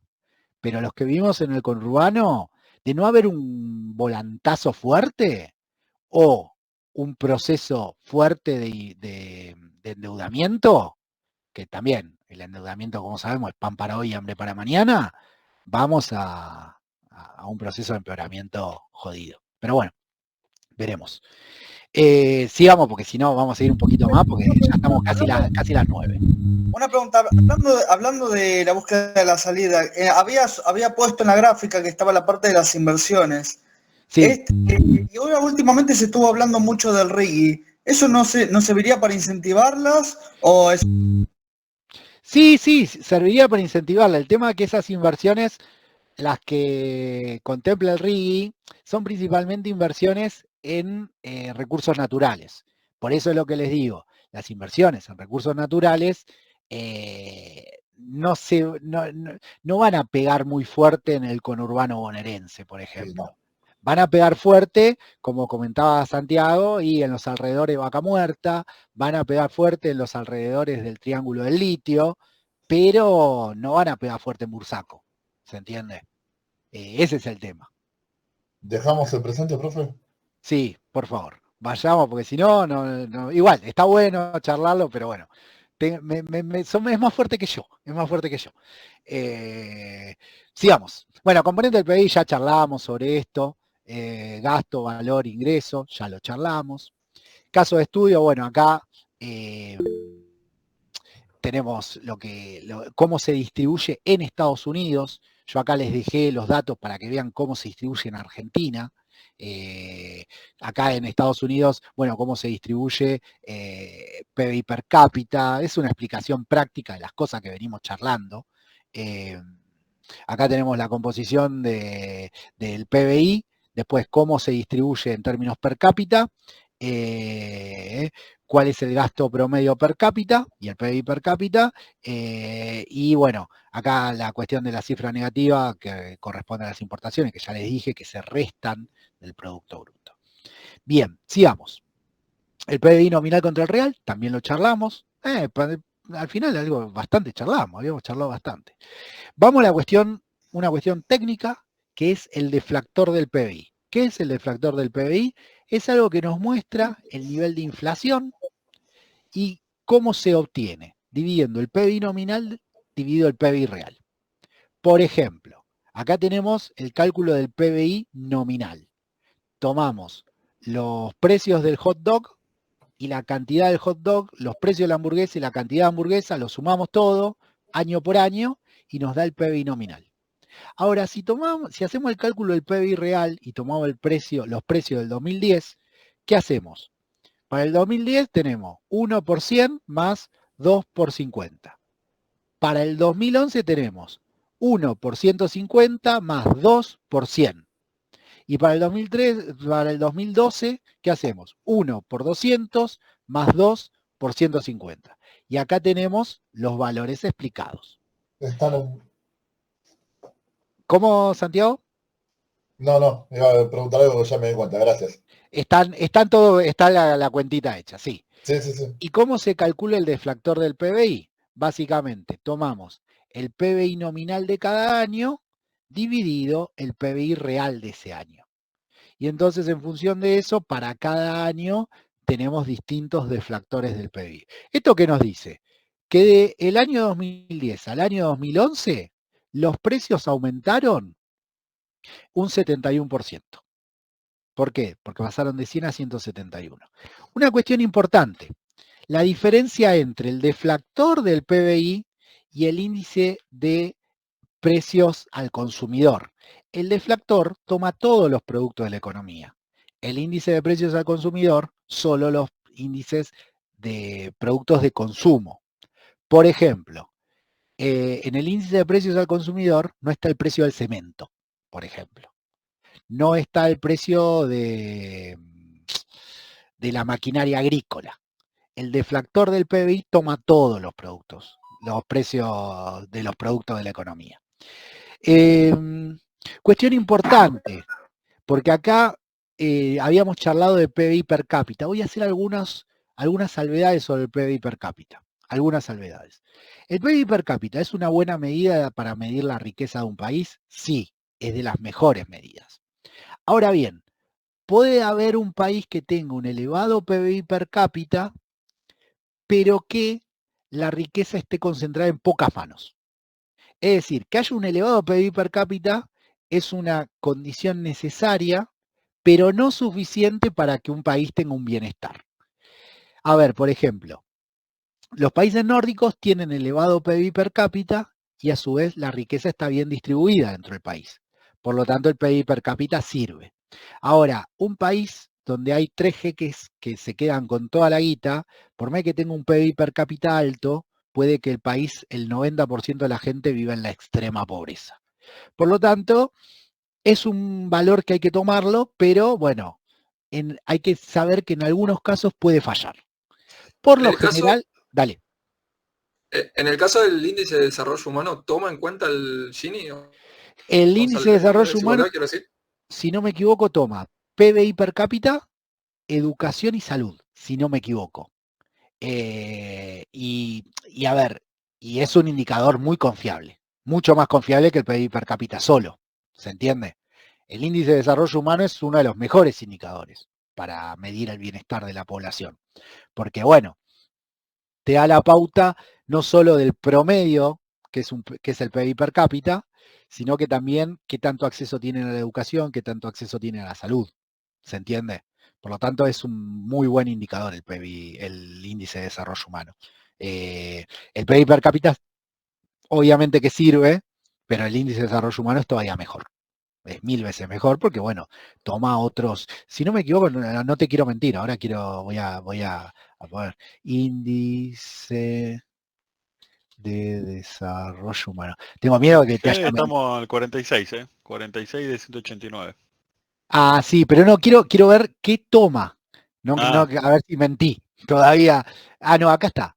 Creo que es el acceso a la educación, Esperanza de salud. vida, escolaridad y PBI per cápita. Básicamente sí, es salud, Y educación y PBI per cápita. Es muy buen indicador, del bienestar de la sociedad. Diría es el mejor de los indicadores del bienestar de la sociedad. Totalmente. el Gini El es un Gini buen indicador de la desigualdad. es un buen indicador, ya lo vamos a ver en la clase que tenemos sobre indicadores sociales, la de medición de costo de vida y la inflación. Eso Listo, ya listo. lo vamos a ver. Bueno, seguimos. Les decía, bueno, algunas... Perdón, una preguntita antes Dale. de que cambie de filmina. Ahí donde se calcula el deflactor del PBI, en el caso del 2012, el real sería, o sea, si nos situamos solamente en ese año, sería del 69. Porque ¿Cómo? tendría que agarrar el 240, no, en la parte de abajo. Cuando ya calcula, digamos, el nominal sobre el real. Sí. Ahí eso da, pero en relación al 2010, ¿o no? El Claro, 240. es siempre en relación al Quiero calcular el 2010. anual, ¿Esto qué quiere decir? esto con el año anterior siempre. ¿Lo puedes calcular con el año anterior o con el año base? Este 240, ¿qué quiere decir? Que en relación al año base aumentó un 140%.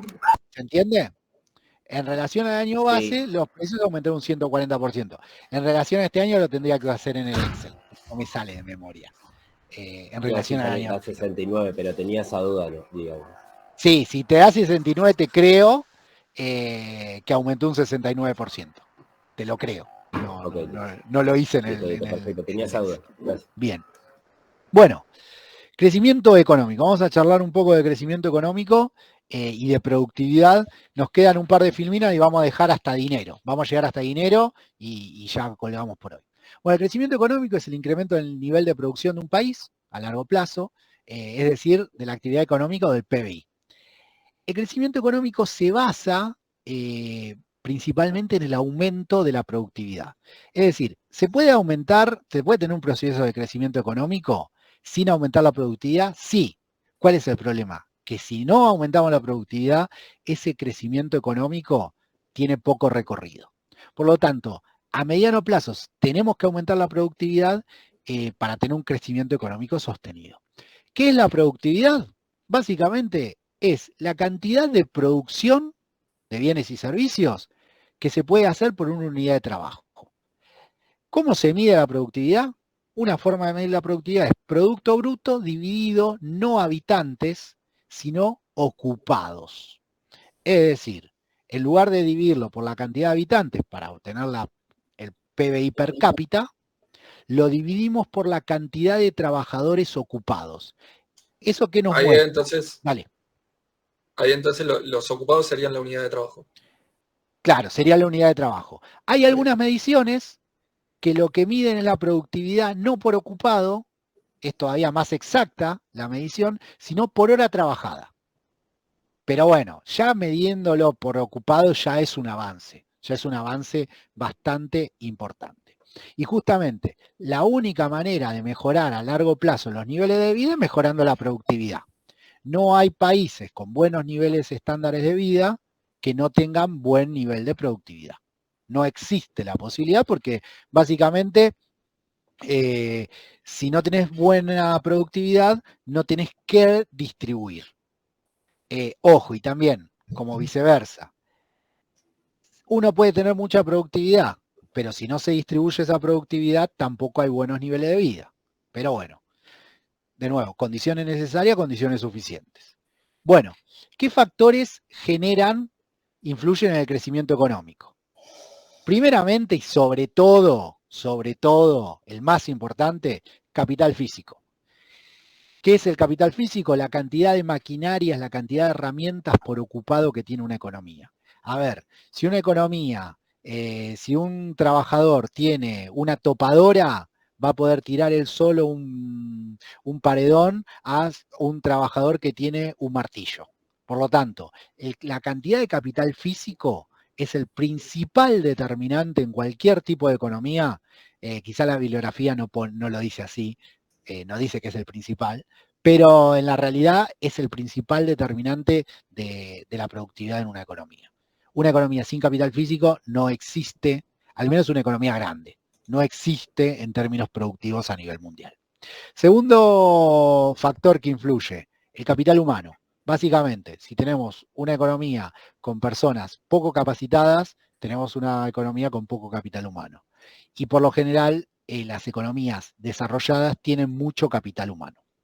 Por lo tanto, también es importante a la hora de medir la productividad que tengamos un elevado capital humano. Básicamente todos ustedes son futuros licenciados en ciencias de datos y eso tiene altísima productividad, o al menos de eso dicen las revistas. Después, recursos naturales. Los recursos naturales, ¿qué son? Básicamente tener tierras fértiles, ríos navegables y demás, etcétera. Eso implica que va a haber una elevada productividad en tanto y en cuanto sean explotados.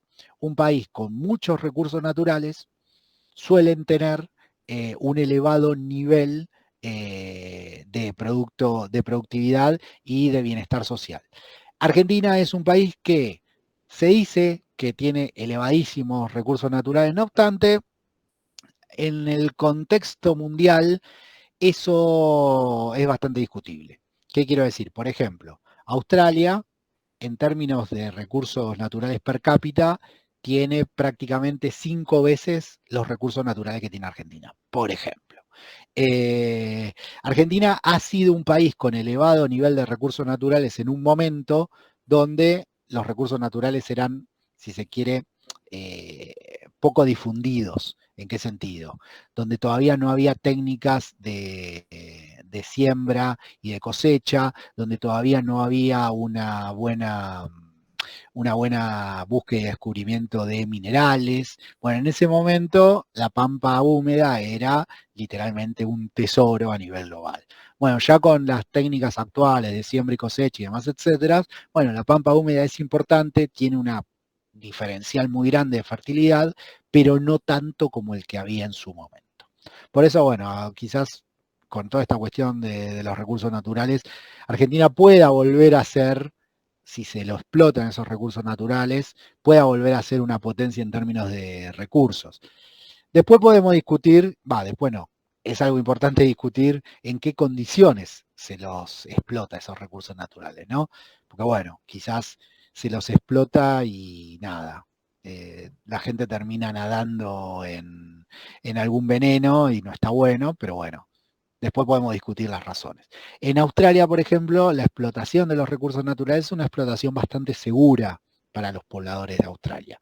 Hay que ver cómo se explotaría en Argentina esos recursos naturales.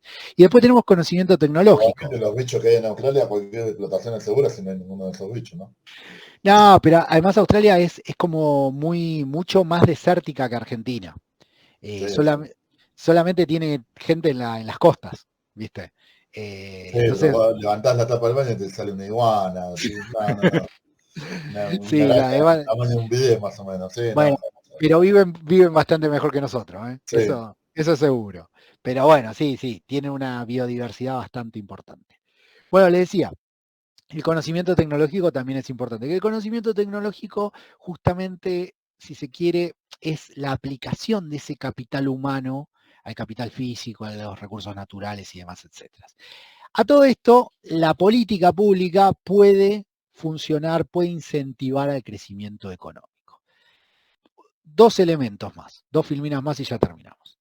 El crecimiento económico muchas veces, a ver, esto lo vamos a tomar con muchas pinzas. Según la bibliografía, vamos a decirlo así, según la bibliografía, el capital suele tener rendimientos decrecientes. ¿Qué quiere decir? Que a medida que voy ingresando capital en un país, cada unidad de capital extra, que ya esto ya se lo expliqué, pero lo vuelvo a explicar, la ley de utilidad marginal o de productividad marginal decreciente, a medida que voy agregando capital en un país, ese capital cada vez tiene menos productividad. ¿Eso qué es lo que hace? Que el capital que ya se acumuló mucho en un país busque otros destinos y eso genere un efecto de convergencia. ¿Qué es lo que muestra la realidad histórica? Bueno, que esto no operó siempre así y no opera siempre así. ¿Qué quiere decir? ¿Por qué no opera siempre así? Básicamente porque los países desarrollados son más o menos los mismos los que había en principio del siglo XX a los que hay hoy. ¿Cuáles son las grandes novedades? Básicamente los países asiáticos. Pero después los países desarrollados, Europa, Estados Unidos, Canadá, bueno, son más o menos los mismos. No obstante, según la bibliografía, ¿qué es lo que tendría que pasar? El capital se tendría que cansar de acumularse en los países desarrollados y tendría que empezar a acumularse en los países subdesarrollados. Esto no pasa tan así. Pero bueno, eso generaría el efecto de la convergencia. ¿Qué quiere decir? Que mal o bien ya no habría países mucho más desarrollados que otros, sino que mal o bien, como existiría estos rendimientos decrecientes, bueno, en algún momento se cansan de acumular en Estados Unidos y empezarían a acumular en Argentina. Y empezarían a acumular hasta más o menos el nivel de Estados Unidos.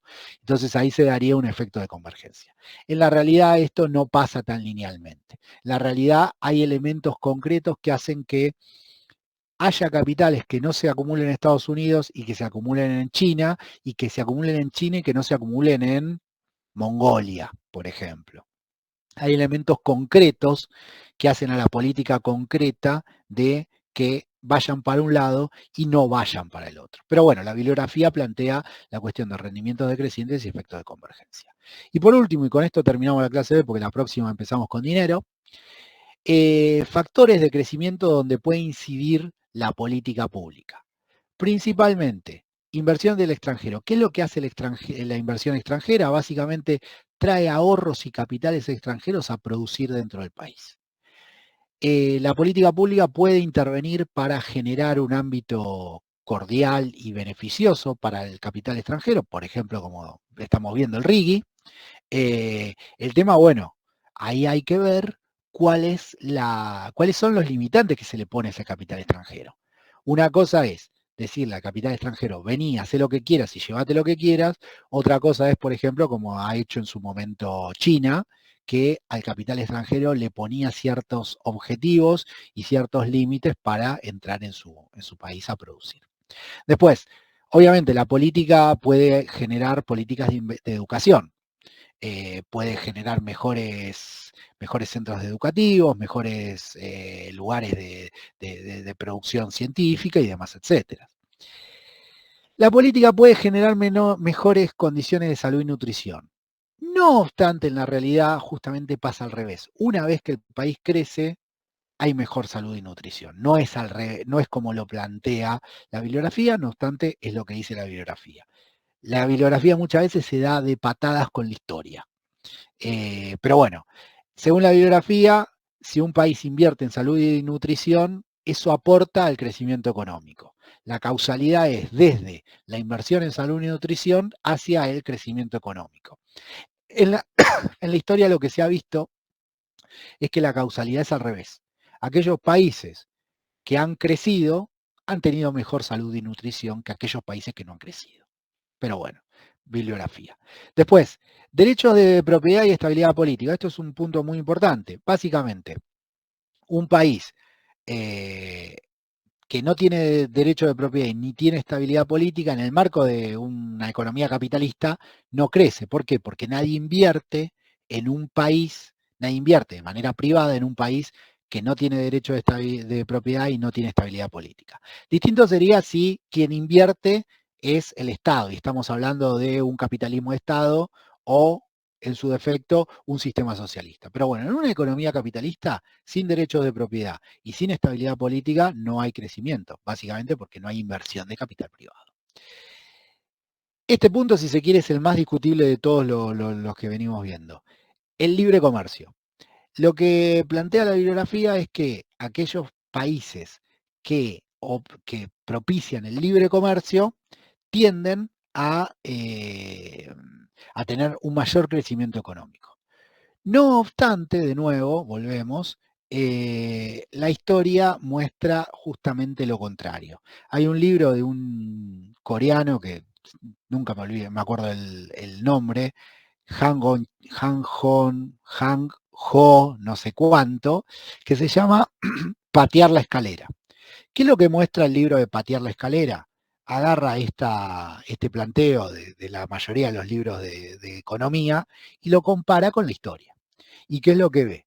Que todos los países que han logrado un proceso de desarrollo, países grandes, Francia, Inglaterra, Estados Unidos, no es que originalmente fueron liberales y a partir de eso crecieron, sino que al revés.